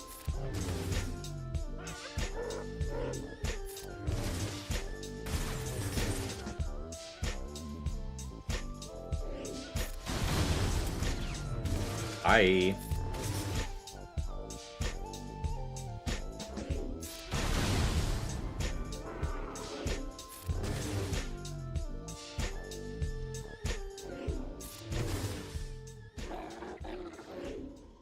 Glad to see that Sidious still manhandles that.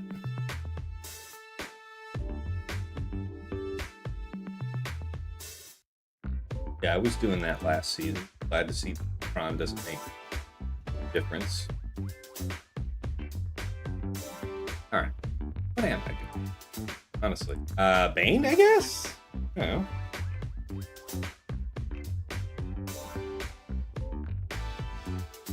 Believe it.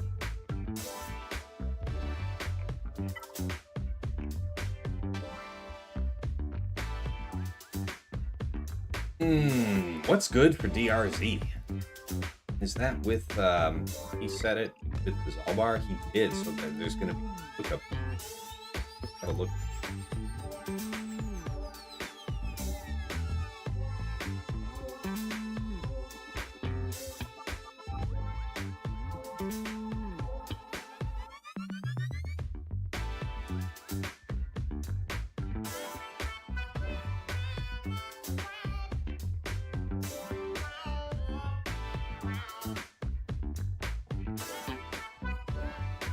Alright, what do we got here? Gungans, Lord Vader solo, Sidious less than half of the time.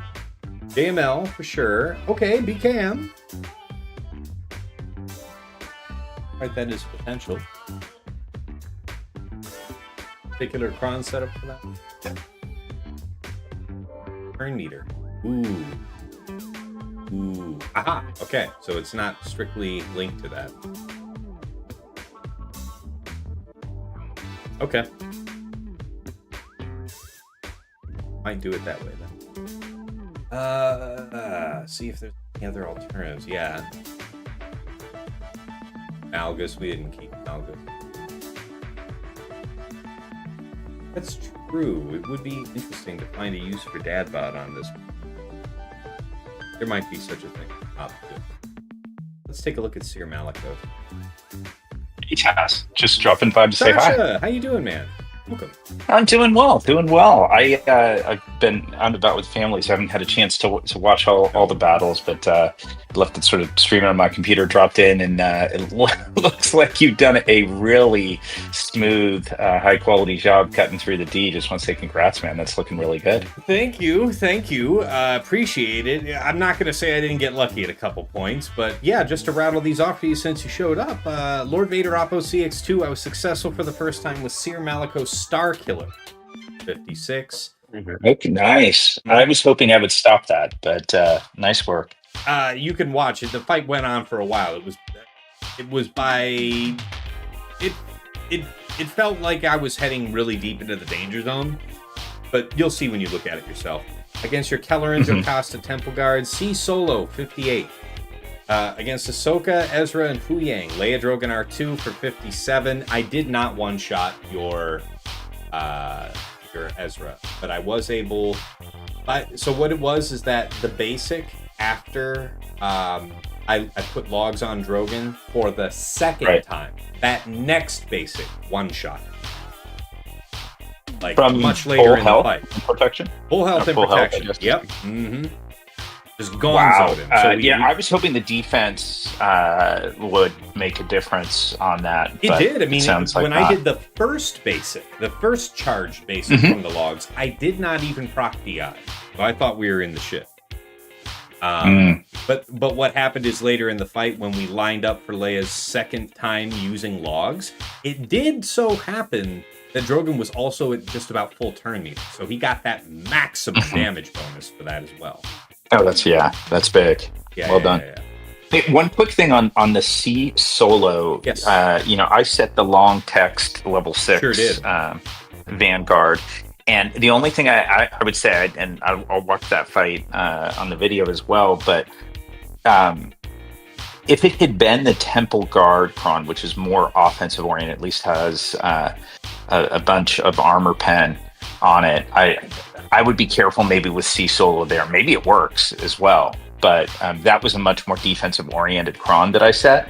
I'm only raising that just because in case next round you're facing a Temple Guard cron and look to do the same thing, and maybe it would still work smoothly. But as I think about it, like I wonder if the Temple Guard cron, which has some nice offensive aspects, and I've been giving turn meter to Jocasta, but also that armor pen, if it might threaten C.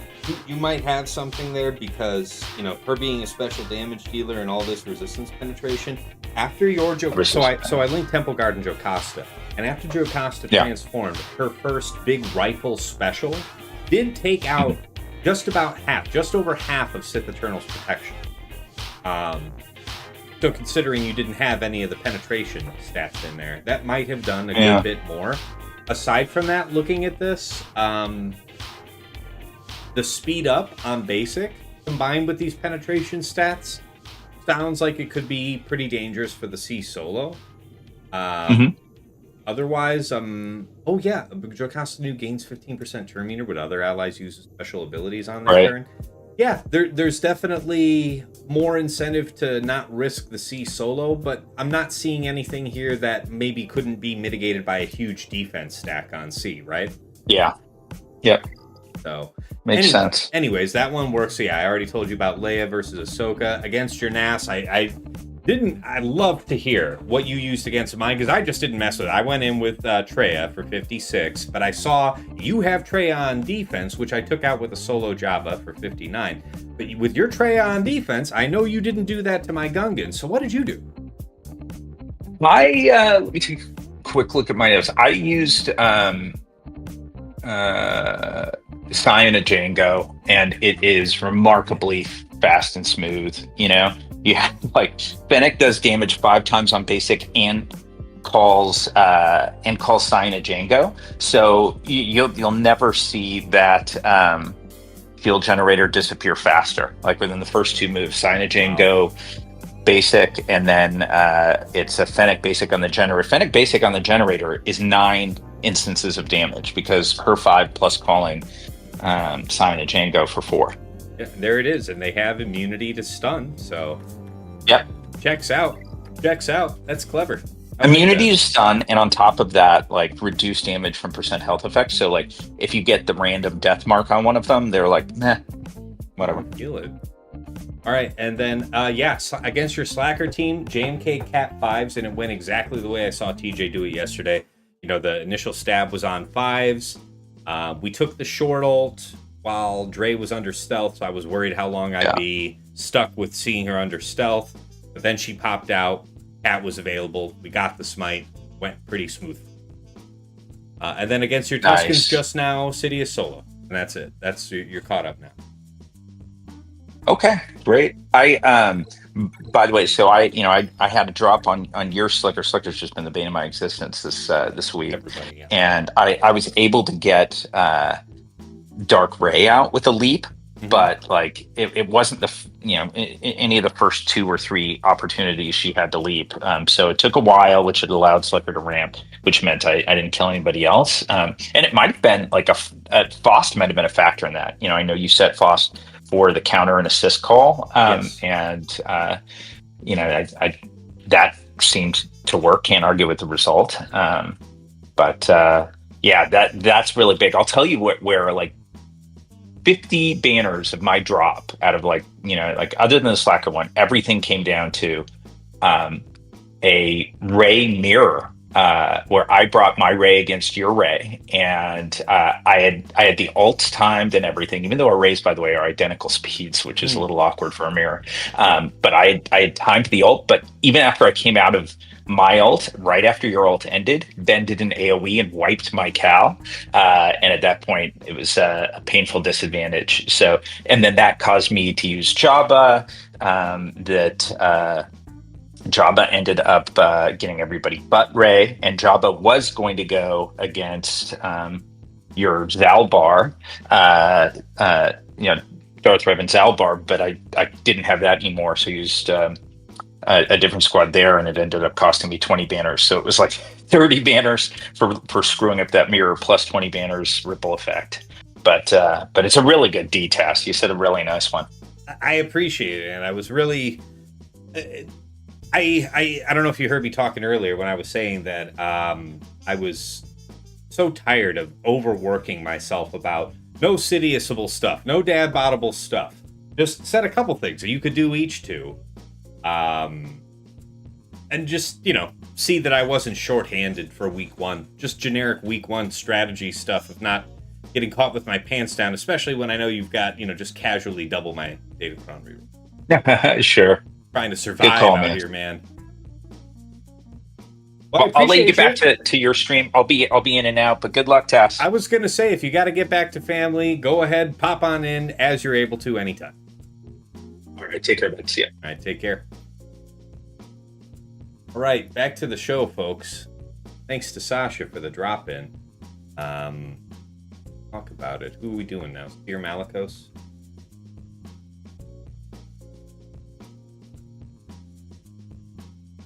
Wow.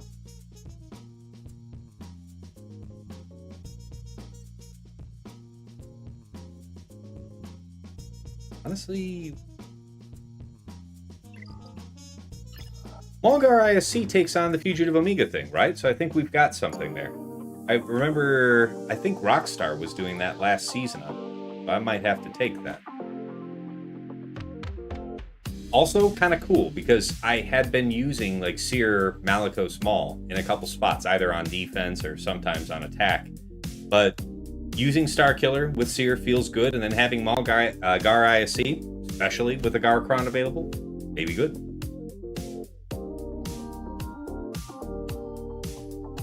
Nothing I can... Ooh, okay, so my defense. I'm just going to have to say it does have a Datacron. Say that we do have homies. Hold them home.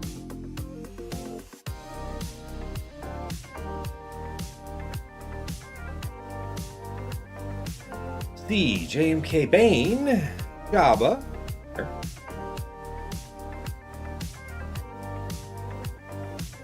Bane again.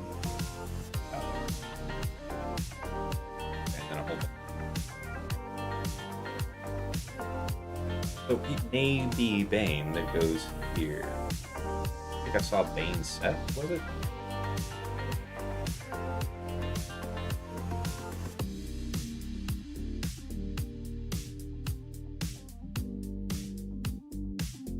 Why? Tail.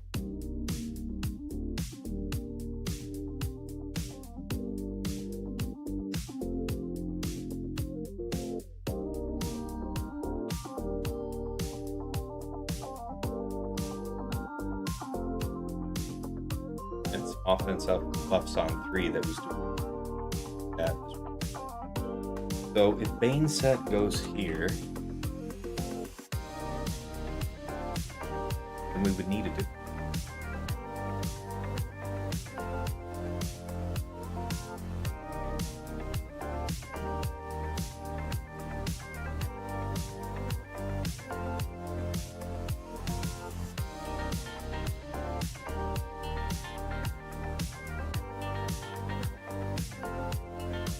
So the plan 2069 isn't possible anymore? Who told you about that? I didn't plan anything of the kind. Hey, what's up, Brian? Good to see you. How you been? Oh, nice. Right, JML was good to us. That means I would need... It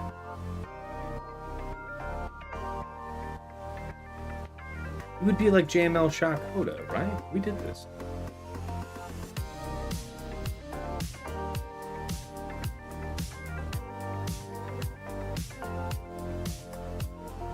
What it was back in the day.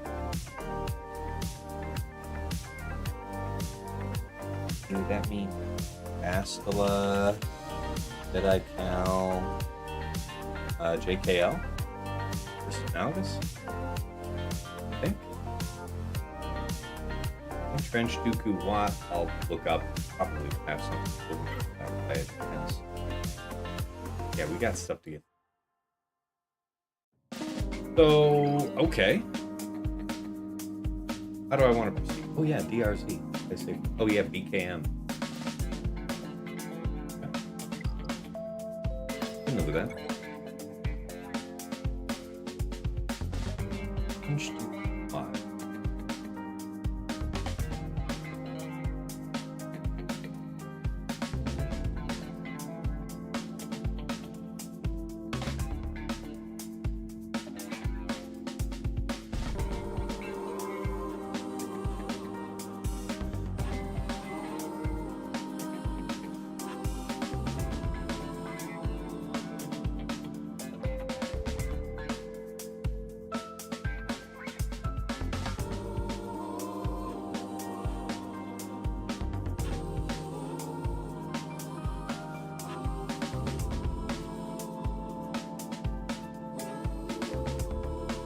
There it is.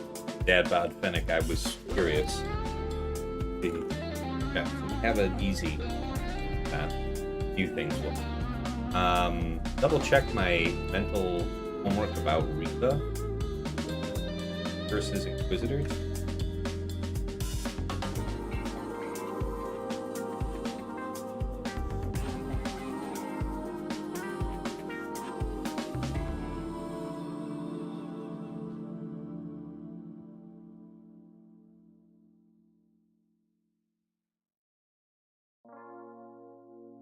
Reva's an 83%. What is key? What is good in life, Conan? High armor penetration is good in life, Conan. Keep that in mind. Alright, I think we got a plan, guys. The battle plan is made. Where's the notorious Shaco hat? You know what's behind me, man. You know it's there. The hat emeritus is always there. Tipsy Ryan. Saw when you moved your top. Yep, that's right. It's lurking there. Hey, Magic Con. Hey, Tass. How's it going? It's going great so far. Not a drop yet. You know, we're definitely taking our time on this. But it hasn't been wasted.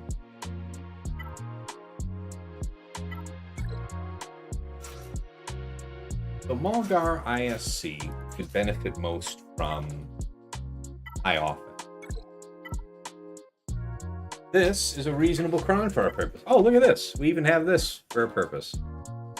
I prefer the Gar level 9 because this ISC doesn't look terrible. The one thing that I don't like about it is that since he's getting so many bonus turns, if the circumstance should transpire that he's almost killed and he puts himself under DI, then he's going to shake off that DI almost immediately when he takes that next bonus turn.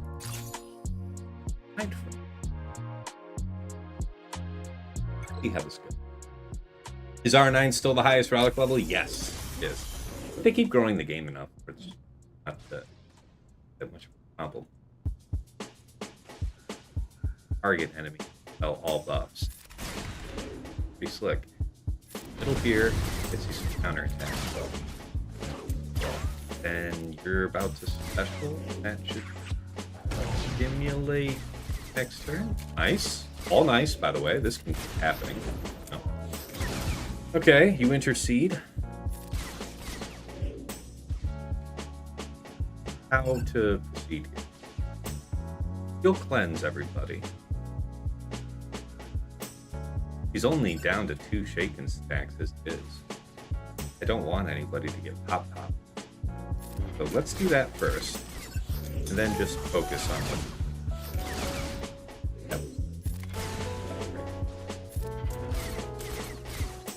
There. Intercession. Not good.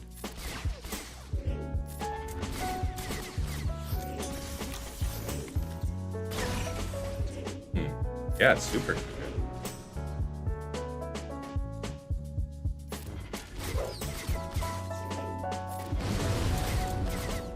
Okay. Got the lock. He's already damn near been killed, so that's not good. We have a long way to go. Limiting the guild type territory war attack phase has ended. Yeah, I heard it's already over. Sure. Okay, so he already did it. I bet you he gets a turn reset. We dare? Nah, I don't think we dare. Man, I didn't get the crit on the basic.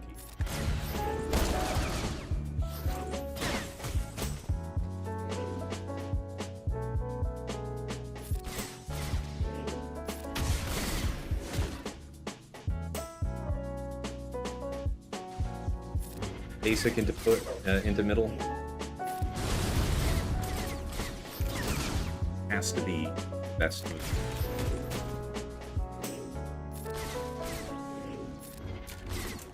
And now it's just fucking go time, ladies and gentlemen. It has to be. It is insane to me what's happening right now. Why are you not taking damage? Okay, that part's good. Seriously, the rest of this is kind of terrifying. What are we doing?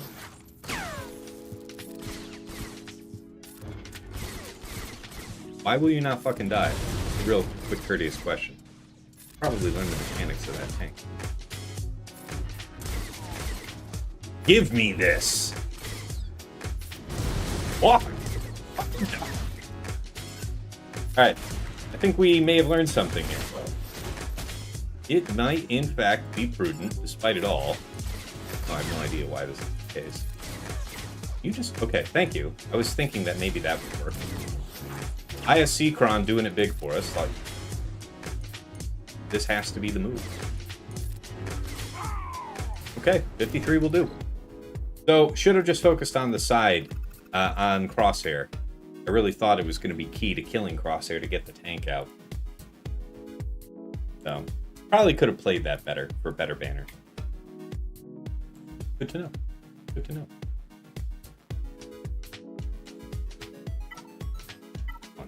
Fun. Hell. Guess to know how fun that one would really be. It went with high defense, so true damage is the ticket. The premier ticket.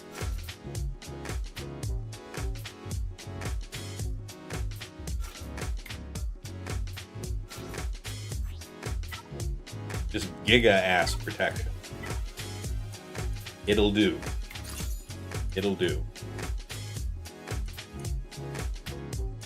We proceed. Go with the ability block. Hey, Zimmy, good to see you. What skill issue is this? Says Shay. Shut up! Mechanics! You need a better gaming chair, Zoltar? Hey, man. Yeah. I love my chair. I've had this for... And, hey, what's going on, Backspace? Good to see you, man. Use the Force. Yeah, you're about to see some of that. See.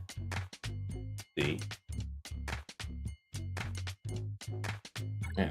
Yo, Tass, do you know if the lineup, Keller and Beck, Jocasta, and Temple Guardian, has any bug? Guard, Focus Datacron? I use Great Mothers and Timeout. Keller and Beck had 1 health. I heard about this. I forget. Somebody explained what this was, but I forgot. Somebody on my Discord did explain it, so I'm sorry I can't say for sure. What is this?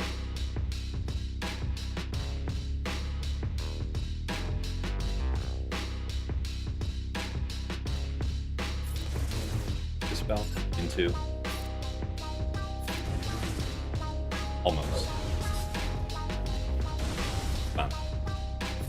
All. Step. Oh.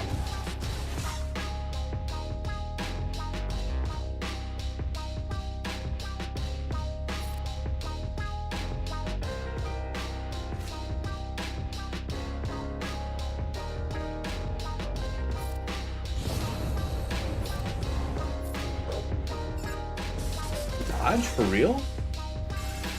Whoa, that's very unfortunate.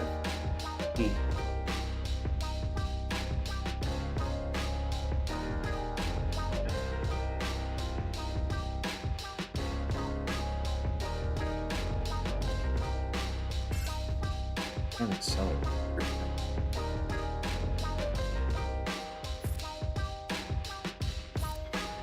This.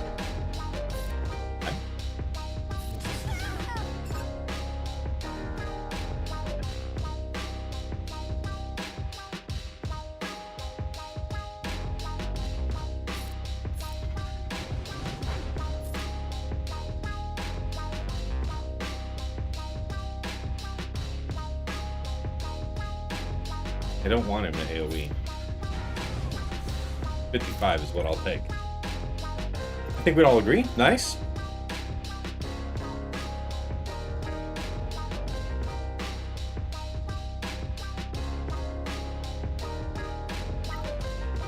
Riva?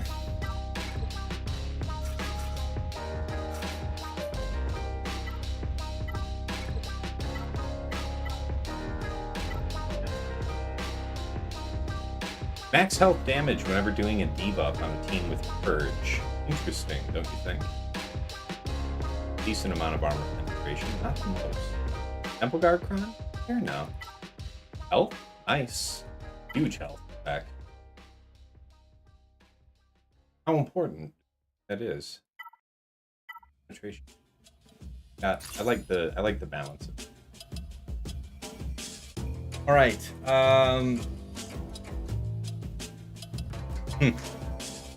Arta, congrats on the TW win. I think we went a little light on defense. No worries, man. No worries. Are you #1 in the world again, Backspace? I've only touched the ceiling like a couple of times, but I've never finished a season at rank 1. That is still the goal. Touching the ceiling, during a season is different than finishing the season. All right, let's see how this goes.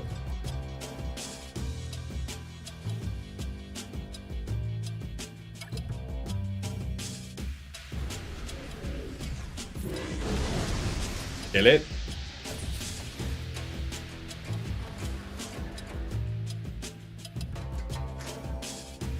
Historically, I very much enjoyed having this. It feels kind of wasted, but I like having the foresight to eat the attacks that are going to come out of this. We'll see. Like that. That basics bad news business out of her.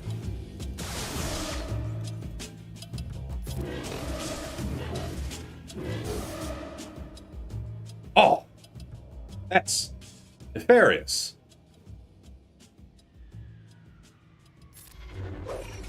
No matter. The only way out is through, unfortunately. Nice that they have dramatically less offense than they otherwise might, and then we get a second rotation. West to have it. Fuck, man. Then you've got another foresight. Killing me here. I just need you to die. This is still the right move. Go ahead and do that. Okay. Gotta get that special back.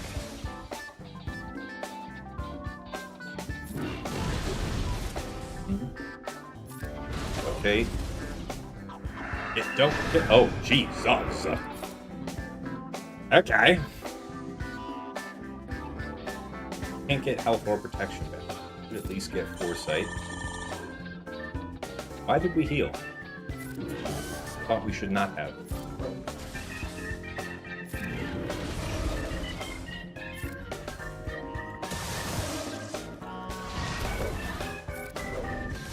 Olé.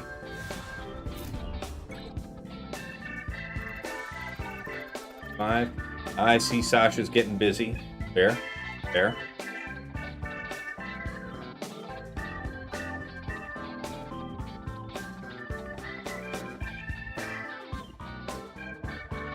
What are you doing? It's locked health down. Oh, it was health down, not healing immunity. It's just a reading issue. Yes. Yes, I believe that's true. Reading is fundamental.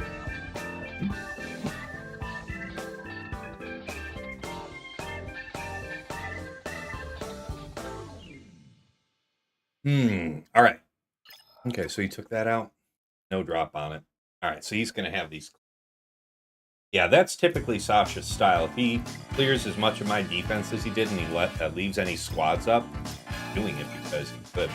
No drops on fleet.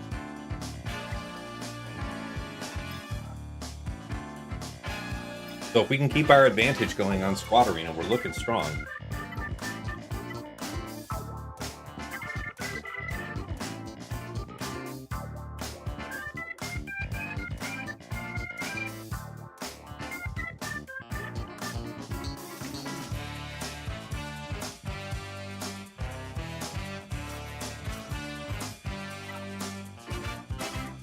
I think I went with super duper high protection.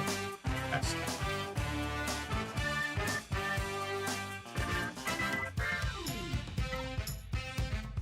Oh, sorry. This will do. This will do. Immunity to fear is gonna click. What do you got here? Okay, so do our best to try not to strike under his health. Be best to avoid that, not to stimulate an extra dunk out of Malgus.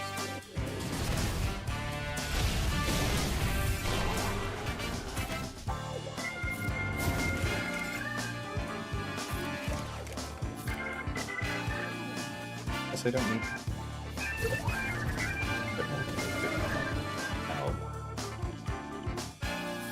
Chop down the health a little bit. Oh, that's right. We can stun. No DR here.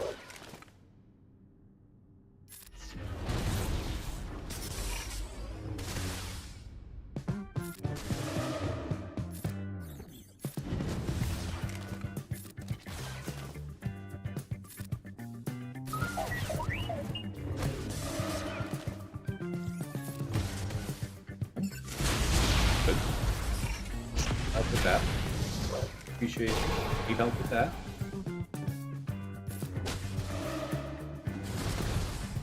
Great. Hi. Yeah.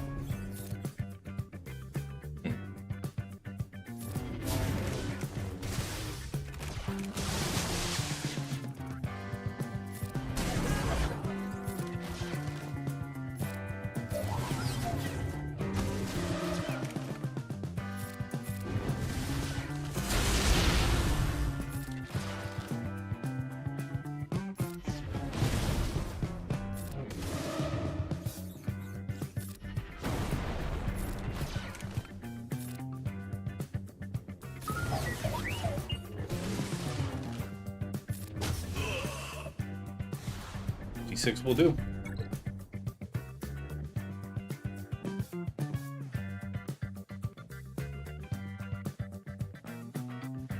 Okay, a couple more fights here, Swell. And he posted a 1995 on me. Pretty reasonable score, all things considered. County Hunt.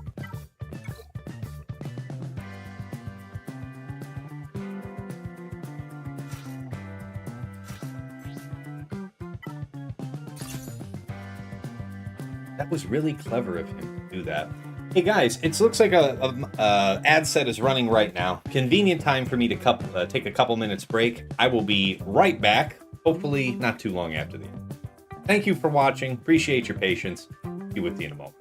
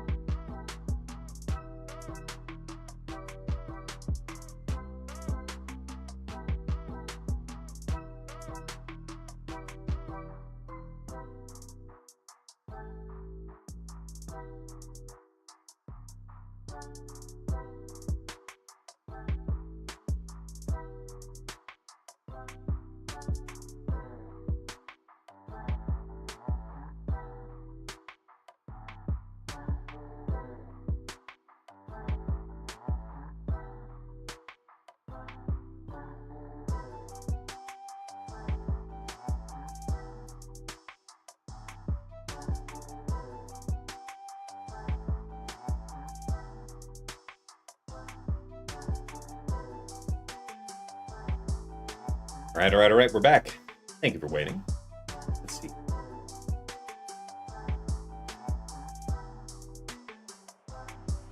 Go kill Watt first.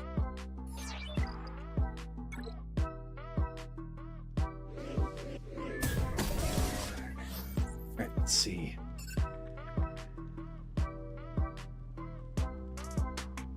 Okay.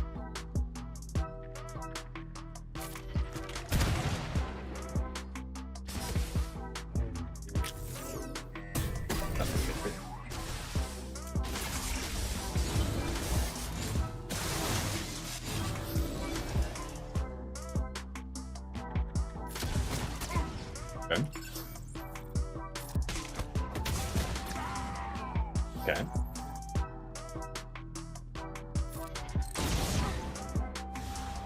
Okay.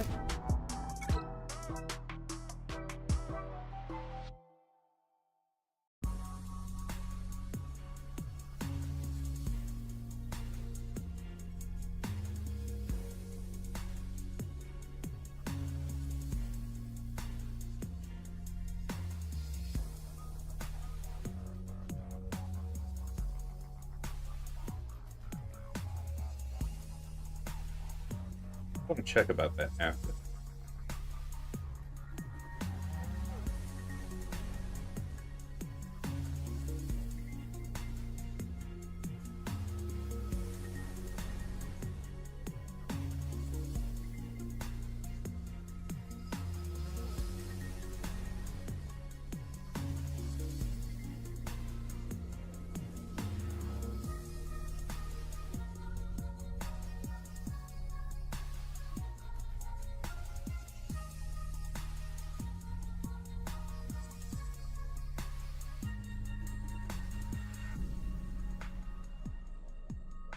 Queen. Yeah, that's what I thought I remember. It was something big and bold. You can do it either way. Yeah, armor penetration, light side. That makes sense. Hey, Shake. Yeah, it's going, man. We're back. We are back. All right, so we've got a solid plan for that, and I think...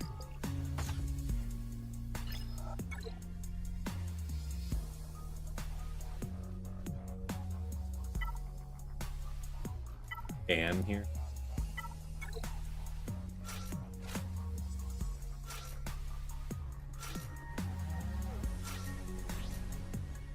I help.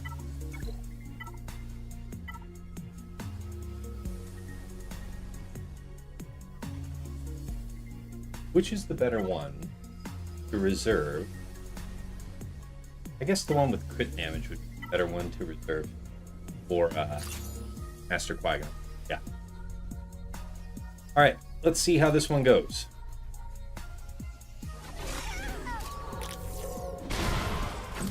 Okay. No. Everything is gonna be fine. Okay, we can call assist. And good. Cool.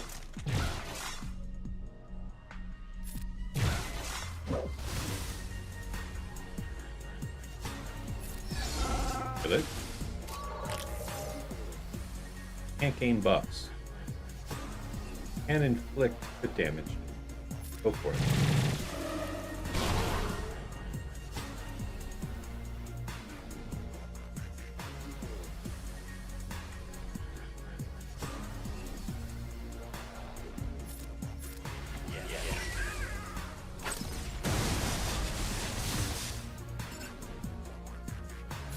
No.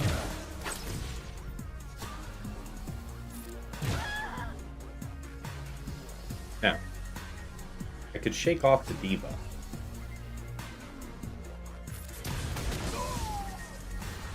Take the 50. Alright, no need to overwork that one.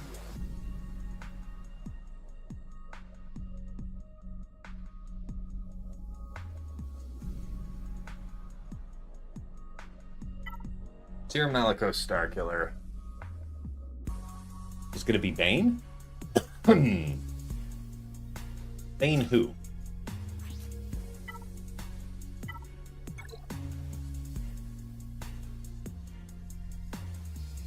We'll use the Oppo. Still holding on.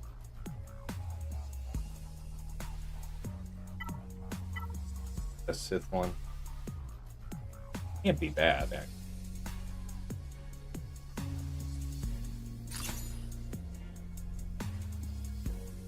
It is high deep.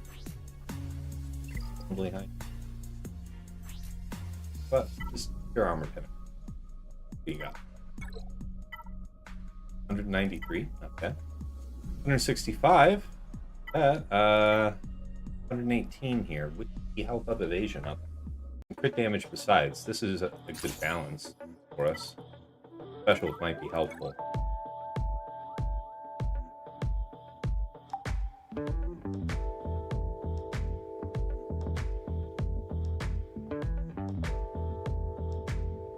I feel like Sass is the way to go. Hey, Tiny Bubbles. Why, hello there, sir. I appreciate you.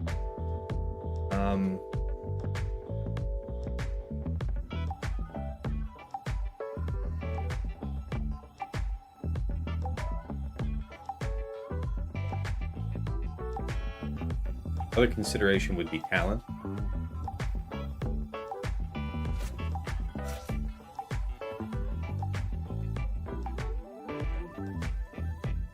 He'll die quickly enough. No Maul.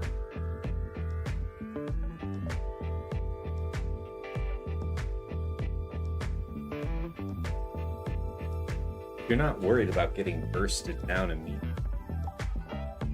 And it's just strictly better for Sass to be there. You get the extra stats while Talon's alive, but so what? They're both Relic 9 characters. Alright, I'm gonna try it like this.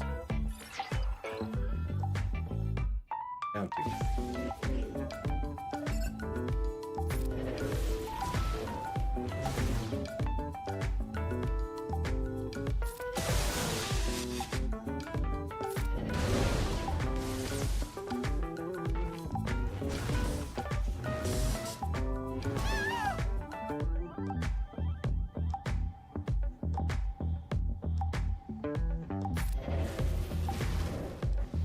I have concerns.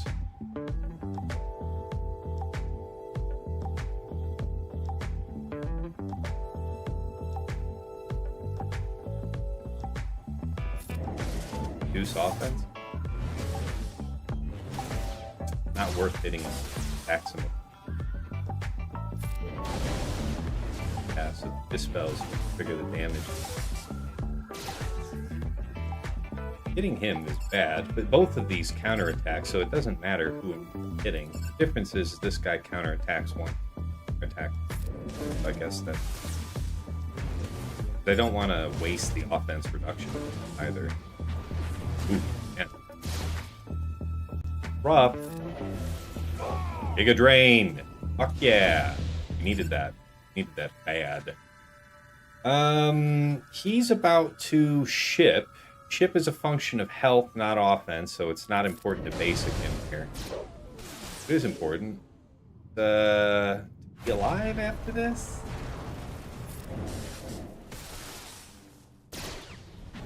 Get going.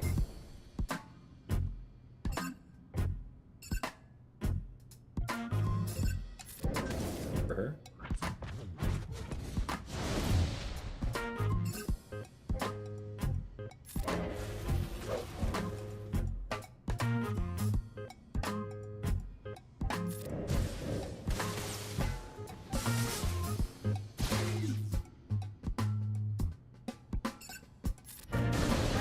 Okay. More help from you. Just you and me now, y'all. You and me and my ever-increasing.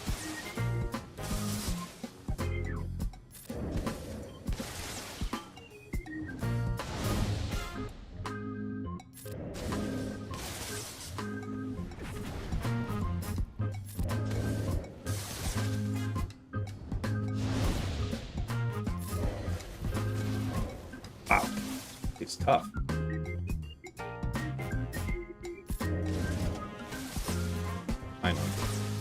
Finally getting somewhere with it. 54. Skin on my ass. I feel. I don't know how you feel.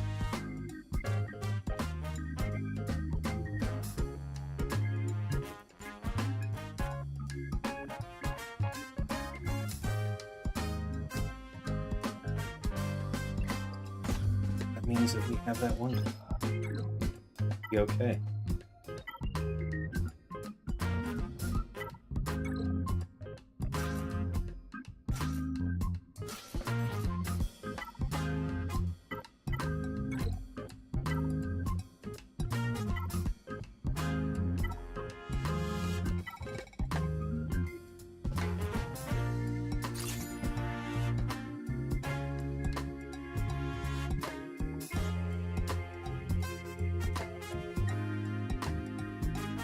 Alright, let's see how this goes.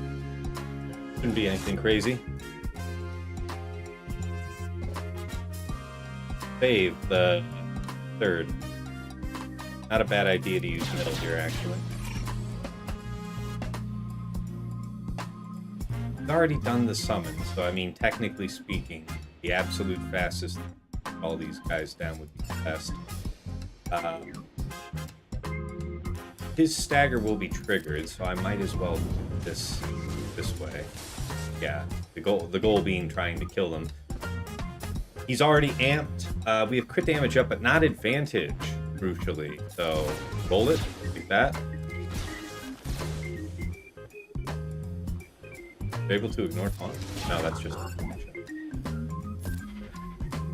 so might be an opportunity to use up. Yeah. Do we dare? I don't think. I mean, we can dare. We're nowhere near having anybody drop, but then again, I mean, so her next turn is coming. Do we get to put her down before? Yes, no. Okay, better than I thought. Do the dispel. Mass assist. We'll save the third. In the worst case that she somehow survives, I would have been able to very quickly put down the other side. It's 57. Wow. Wow. A no-drop squad defense. And against Sasha, no less. This is a red letter day, ladies and gentlemen. Boys and girls of all ages. Wow. All right, let's see if we can't just sink this whole thing on Flea, yeah? Come on. That is Malevolence. And Executor triple.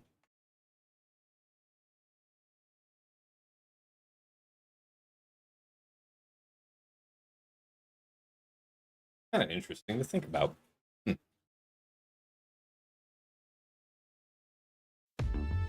Using cheats.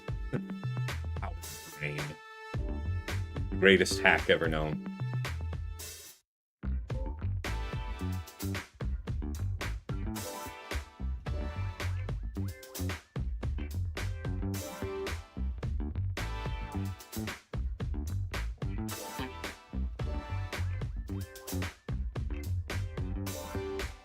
Wow, good discussion in the GAC channel on my server. All right, that's dope.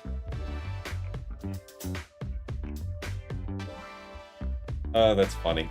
That is funny. Yeah, no drops. That's right. I got to do the payout. That's for sure. Don't let me forget about that. Come on. Choose prediction. Choose outcome. 3 or less have it today. For those of you who believe, you are rewarded.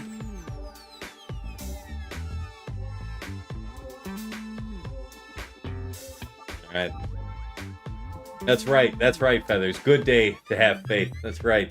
Caveon, no drops without using Rose solo, just class. I mean, yeah. Notice, actually, real talk, I'm pretty sure we didn't use Great Mothers.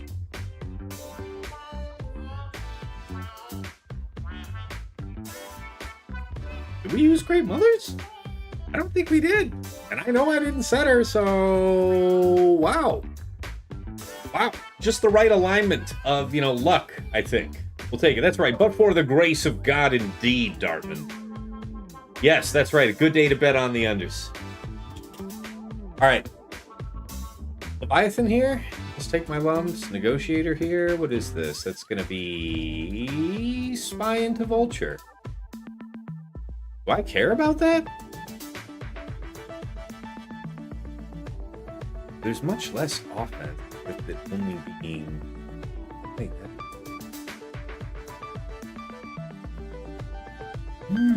Sunfac into Spy, then.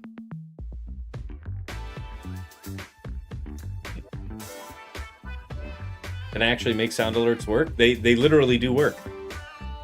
Hey, Nooch just raided in? Did I miss that? I don't have a pop-up for it. I don't have an alert. Well, hey, because I'm looking at this combined chat thing, not specifically at the let me see if it does that. It does say that. Oh, it doesn't. Oh, there it is. There it is. Nooch just rated. Well, hey, welcome, Nooch and viewers. We are having an exceptional day. We got some drops out of Sasha today, and I managed to clear his entire squad defense without a drop. That is against some of the nasties that you're expecting here this season. So really fun. I'll recap the attacks when I'm finished up with Fleet here. We just opened this up a minute ago. So, yeah, just contemplating what to do here. I guess it's just...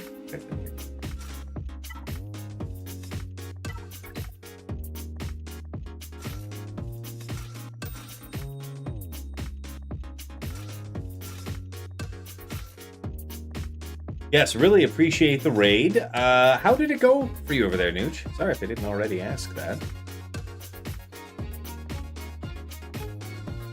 But Auntie Baden Jack says hello. Hey, welcome. Welcome to the show.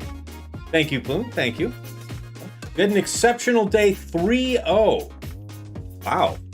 Nice. So you're just stomping this week. Well done. Well done. All right, let's see how this one goes.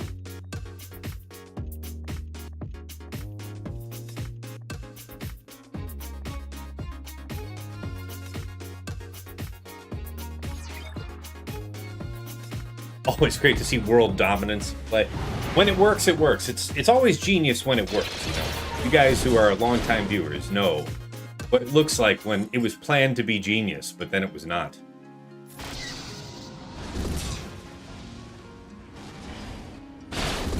I appreciate you guys. Good. Good.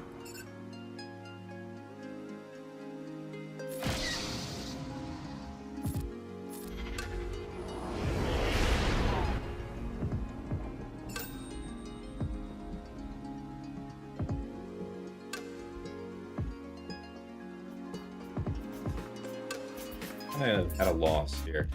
I remember doing all right with this, but you have to actually get the kill here. Okay, and I don't think we're in the... Alright, now we can start applying debuffs, but if I do that, I want to keep it open. Have it. Already, we are in it.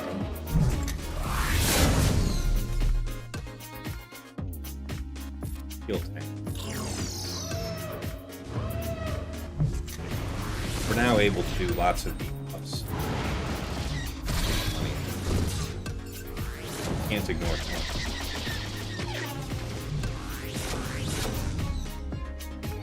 For the sake of applying debuffs? It doesn't feel like a terrible. I mean, we're still a turn behind, so I still have to wait. I don't need to do that. I also can't ensure that that wouldn't put it on Palpatine. Basically.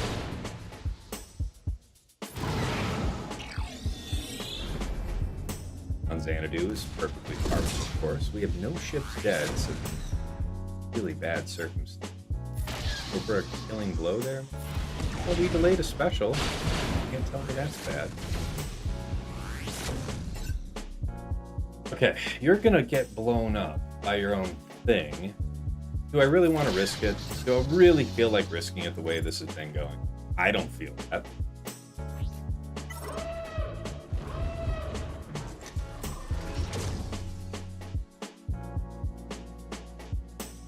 I don't strictly need to do the...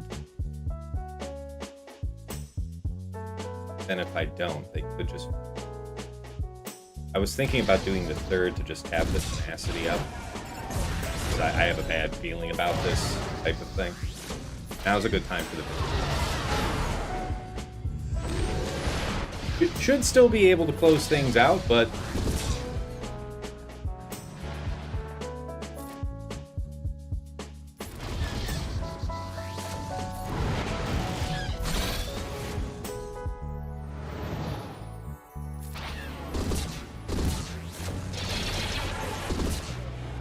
Discourteous. Glad we saved the heal.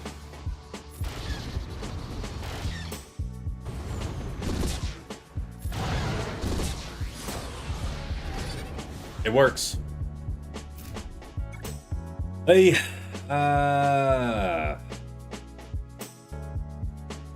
67. Jeez. Yeah. If I kept all my focus on punishing one, might have been able to kill punishing. Probably the better way that I've done that before. Alright. So, yes. Chimera here. Back to the map. Did have a bad feeling, yes. Yeah, I missed a couple.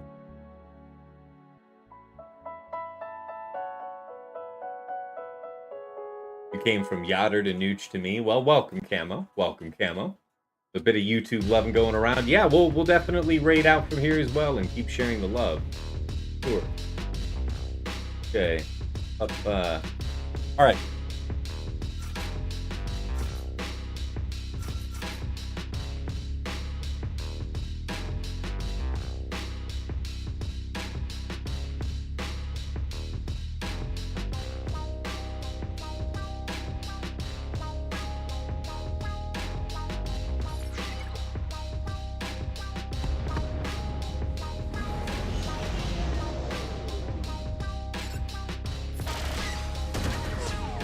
Yeah, I forget who it was that pointed out to me some time ago. It seems so obvious. But always do that first special with Ty on the tank because it will counterattack immediately. Proc it, you get your first reinforcement immediately. Good time for me to notice that Twitch is currently having it. Gotta repeat.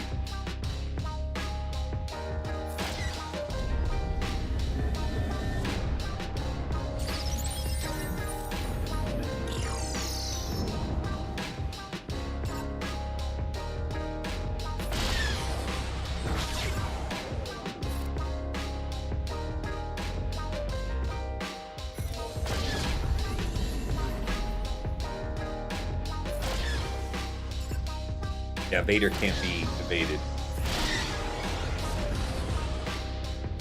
Dig it.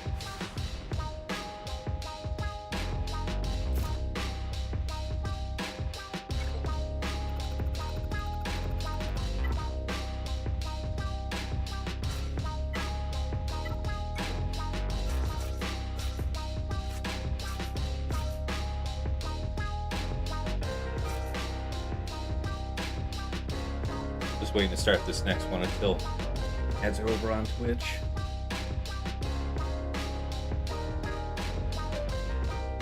How's everybody else's round going, by the way? Been an interesting week. Last round was just hard everywhere. All right, ads are done. Welcome back, everybody. Nothing revolutionary. Chimera versus Raddus.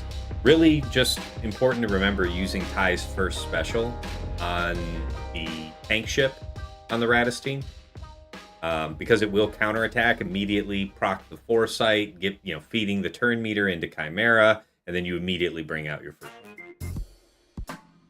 You had tons of fail, Ryrock. Sorry to hear that, man. Rayrock. That's great. All right, we'll get a dispel there. It's gonna be Sunfact first, so I feel covered.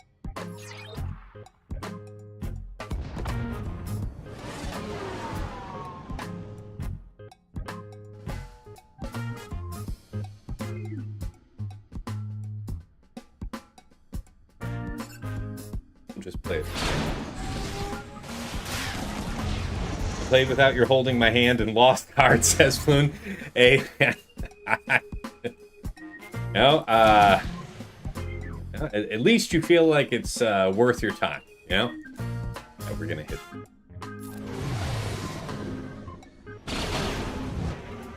That's kind of ass. Yeah, that it really is ass, actually. Now you won't be.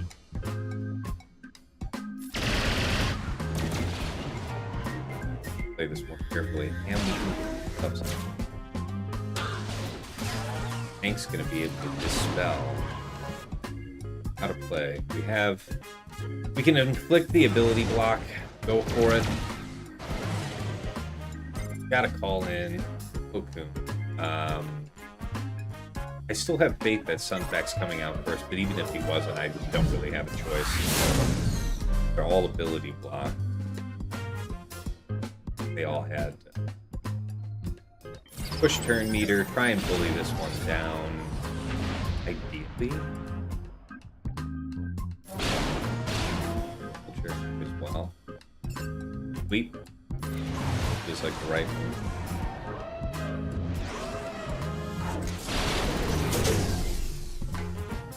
Sunk back indeed.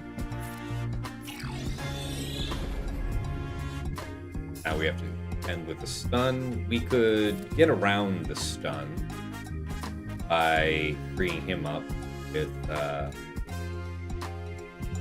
think that might be the right move. I don't know if it's great to wait. Because I can't have this fight go until Vulture comes out, or else we're going to die. Take the money and run, I say.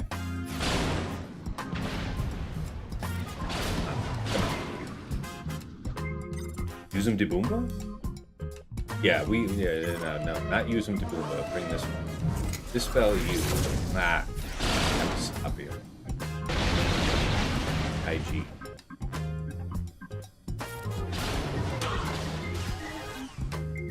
Plan. The idea is getting worse all the time. Hey, there we go. Okay, we made it. 73. Honestly, how that was going. And what was the Chimera clear? 74, maybe?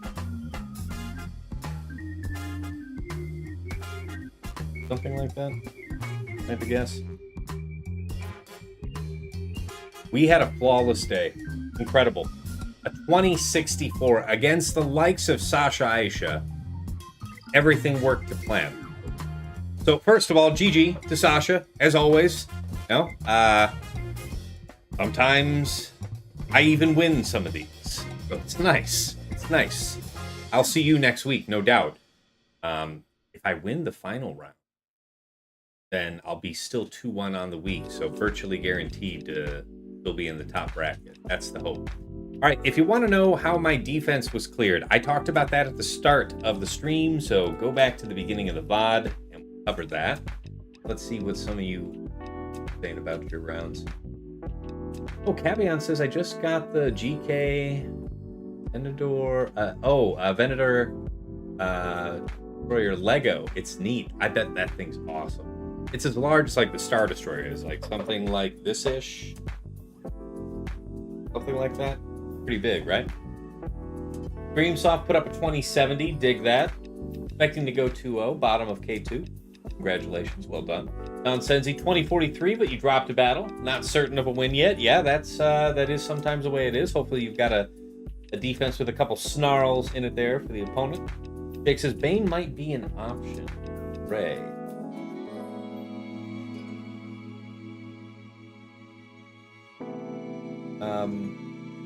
With JMK left for... I can figure out how to beat Lord Vader and Ray with... Lord Vader and Ray... Wait. Lord Vader at... Need a... Team? So confused. So confused about Ray Rock. We can talk about it, though. Let me do the... wrap up here and we can talk on Discord about it. I want to pass on all the viewers to somebody else before folks get too bored.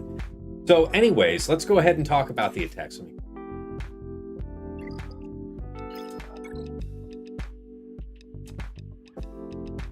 All right, bottom front against Lord Vader Oppo CX2 with the Opocron went Cere, Malgus, and Starkiller.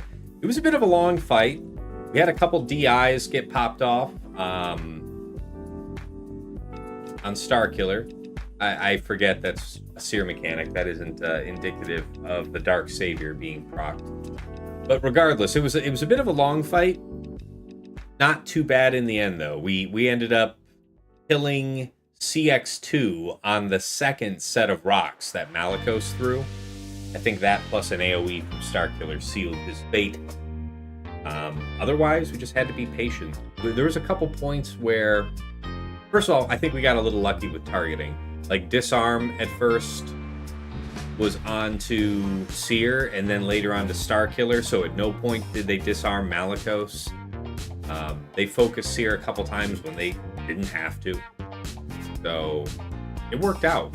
Worked out, though. 56. Pellerin, Jocasta, Temple Guardian with Sith Eternal solo with reasonable defense on the Kron. Kind of a middling Kron, honestly, so it felt really strong.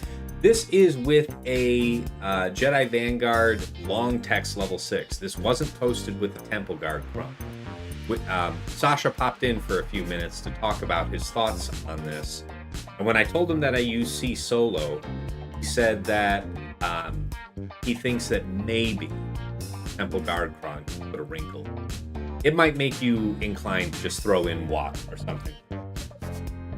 Yeah, it'd have to be Watt plus like a Gear 7 or something, right? If you were really worried. Otherwise, Watt's going to get captive and no value. Don't do that to you. All right, Ahsoka, Exile Ezra, and Hu Yang with high defense and light side bulk level 3 was Leia Drogon R2, 57 banners in the end. It took some time because when we did that first empowered basic with Drogon, it did not even proc the damage immunity on Ezra.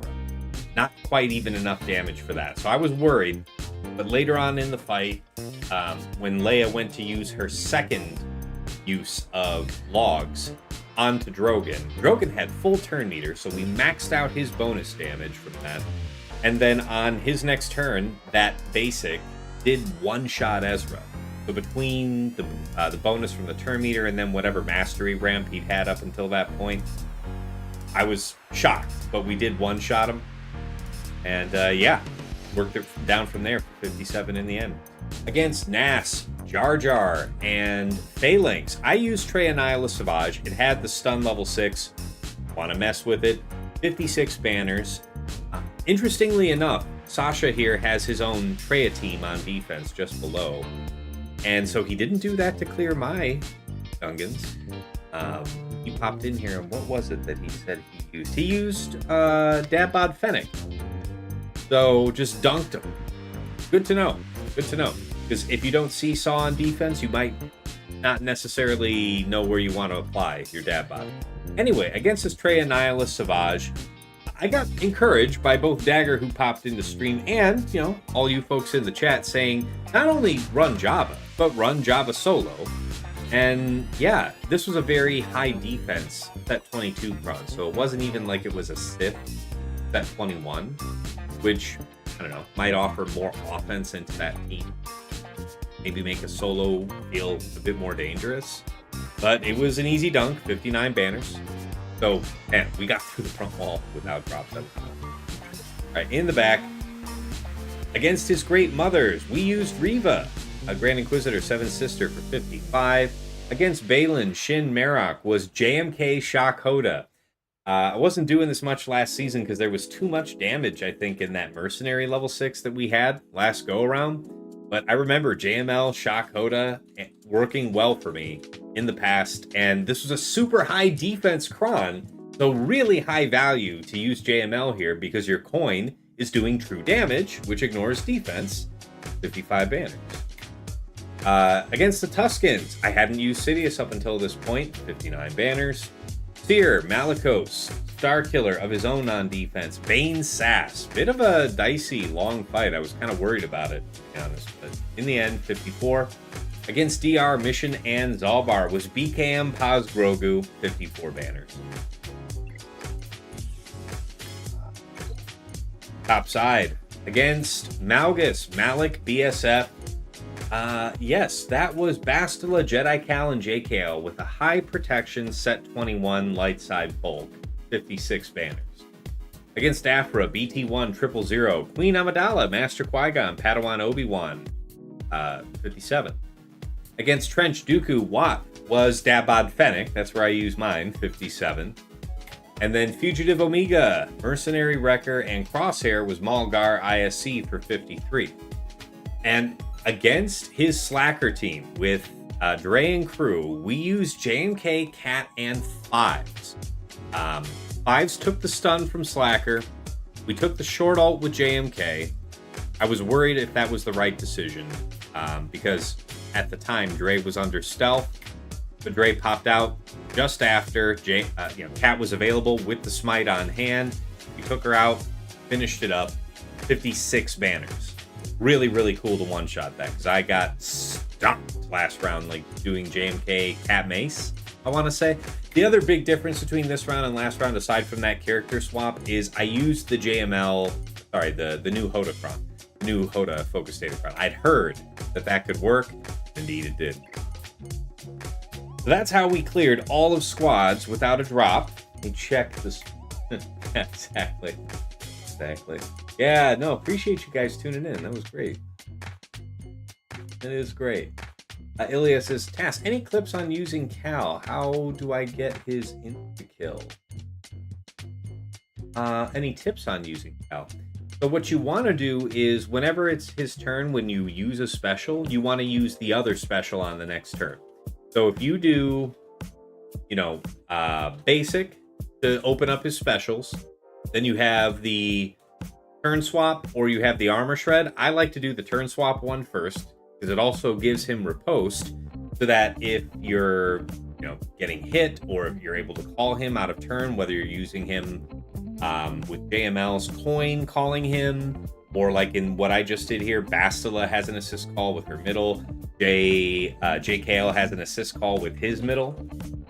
Those both can give you value for him having riposte. Anyway, I like to do that second special, then the first, then the second. And when you alternate in this way, you're going to gain plus 10 stacks of his unique counter. I forget what it's called. But when you get to 30, it's on his next turn, you'll do basic again to open his specials, but then his special will have the smite, and then you have the smite. So regardless of whether you do special 1, then 2, then 1, or 2, then 1, then 2, which is what I prefer, you do want to alternate. There's some narrow circumstances where you might need to use those specials back to back, but know that when you're doing that, it had better be worth it because you're delaying the coming of your smite. Hopefully that helps. Misung Park. Hello, I'm from Seattle. I play Swugga. I'm level 52, pretty new to the game. Welcome to the game. Welcome to the stream. Good to have you. All right, as far as fleets go, nothing too unconventional today. We just got eaten up, banners-wise, Leviathan versus Executor. I kind of bungled it by splitting my focus between Punishing One and Xanadu. I should have just stuck with Punishing One. So looking back, I would make that change. However, for my foolishness, I bled out 67 banners total on that one. Against Malevolence was Negotiator for 73, and against Chimera was, against Raddus was Chimera, for I want to say 74, something like that. Pretty solid. Really, really strong day, and they don't come much tougher than Sashaisha, so really, just awesome. Awesome feeling. That's right, Shake says, good old task skill issues, that's why you set triple meta. I mean, maybe. Yeah, I'm sure he was more efficient than me on banners. Maybe, but you know how it is, Shake. When those off counters to Executor fail. He'd already one-shot them. I don't know if that risk was worth it. All right, guys, let's get ready to roll. So first of all, thank you for tuning in, and again, GG to Sasha. I shall see you next week, sir. We'll talk on the next plotting and scheming, of course. But yes, if you want to find out when I'm going live for the next episode, which should be somewhere between 8 and 9 p.m. Eastern, tomorrow night, Sunday night, final details will always be announced, of course, on my Discord. There's the link for that. If you're watching me here on Twitch, then you may not already, I'm on twitch.tv/Tassinix, but you may not know that I also simulcast over on YouTube. My channel is Tassinix Gaming. Here it is.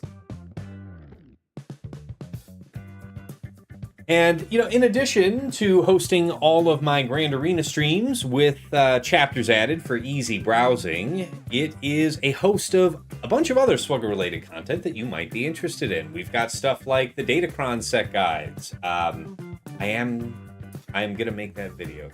I might even do it today. Matter of fact, yeah. Yeah. I might do more homework. I owe you guys some content. So I put out an infographic on my server about what I recommended for this new set of Datacrons, but I have been in the habit of making a video for each Datacron set, so that will be done. We've got mod guides on characters and factions that you have asked about, how to mod guide series, a GC tier list. It is also a rebroadcasting point for my Grand Arena focused podcast, Plotting and Scheming, that I make with my friends Dagger, TJ, Sashaisha, and Fatal. We break down the last week in Grand Arena for the thereabouts of the top 100 in Kyber 1. We talk about how we handled the meta matchups of the week, our favorite attacks and defenses that we saw, our lessons learned for the week to come, and anything else worth we're sharing with you guys. We'll try to include. That show is natively hosted on Spotify, but wherever you catch an episode, check the description. There is a link you'll be able to select, copy and paste into your preferred podcasting program and follow us there. Aside from that, anything you enjoy on YouTube, please give it a like, hit subscribe on the channel to see more. Really appreciate your support there. If you want to go above and beyond the Call of Duty to support the channel, there are a few ways to do that. First, I have a Cash App that is $Tassinix. I do have a PayPal, which is tassinix@gmail.com.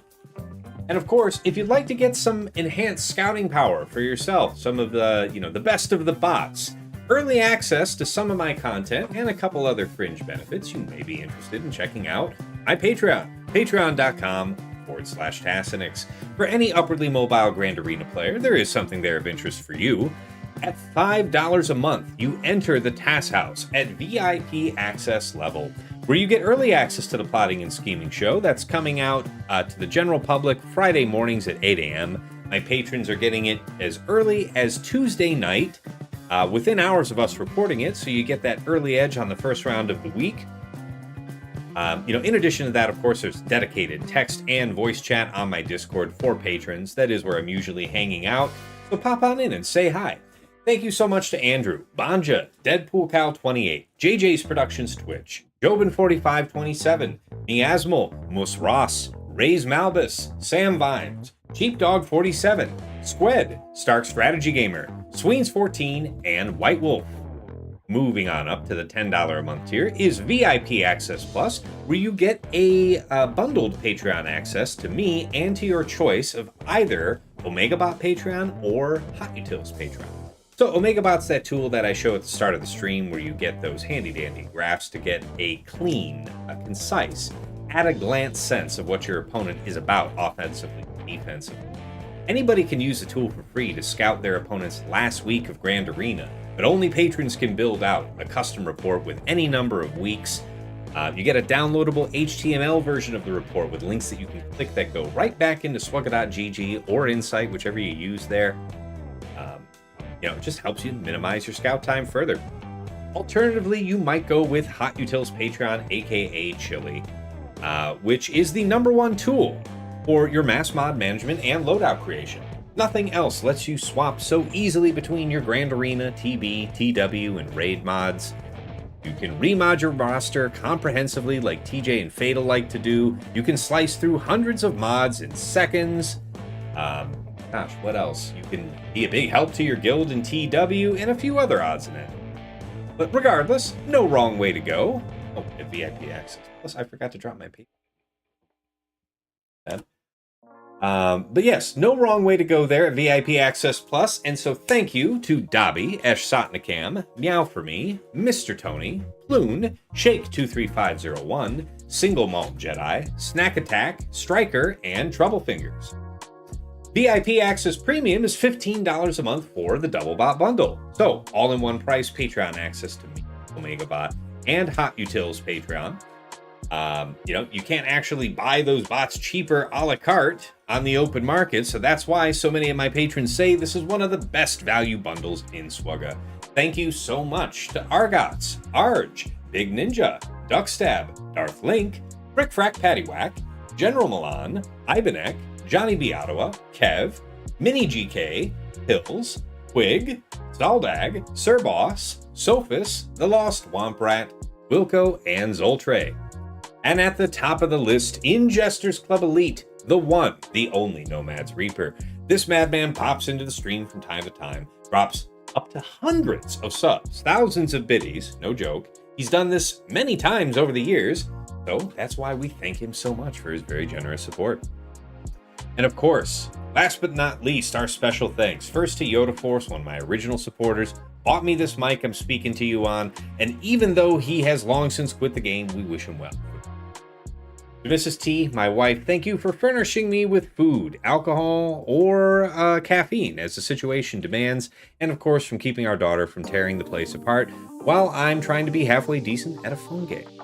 And of course to Dagger, TJ, Sashaisha, and Fatal, my co-hosts on Plotting and Scheming. Gentlemen, as always, it's a pleasure and a privilege to record our show together every week. I appreciate you guys making yourselves available despite your busy work and family schedules. I learn from you guys every episode. Hopefully the feeling is occasionally mutual, but it's not about us, it's about our community. They love the show, lots of questions, engagement, conversation around it. You guys bring so much of what makes it watch-worthy, and thank you so much. All right, we move back over to the main scene and make ready to raid, which is convenient because I think another ad set's about to kick. All right, who's live on YouTube?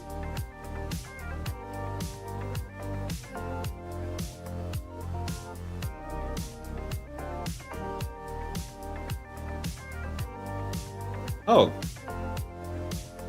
Aphra. Looks like nobody else is right now. You've got one guy speaking in Russian. Swedish player. I mean, they're the only other channels live. We'll raid into the Swedish fellow. How's that sound? The best I can do over there for YouTube. Let's see what we got cooking on Twitch.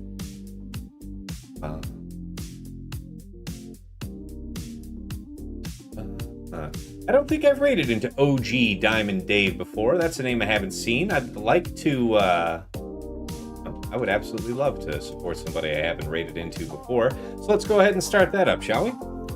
Thank you all for tuning in. Really exceptional day. It's nice to actually win one of these. So fun. I'll see you all tomorrow night again between 8 and 9 p.m. Eastern starting. And until next time, it's been real. It's been awesome. It's been real awesome. Take care.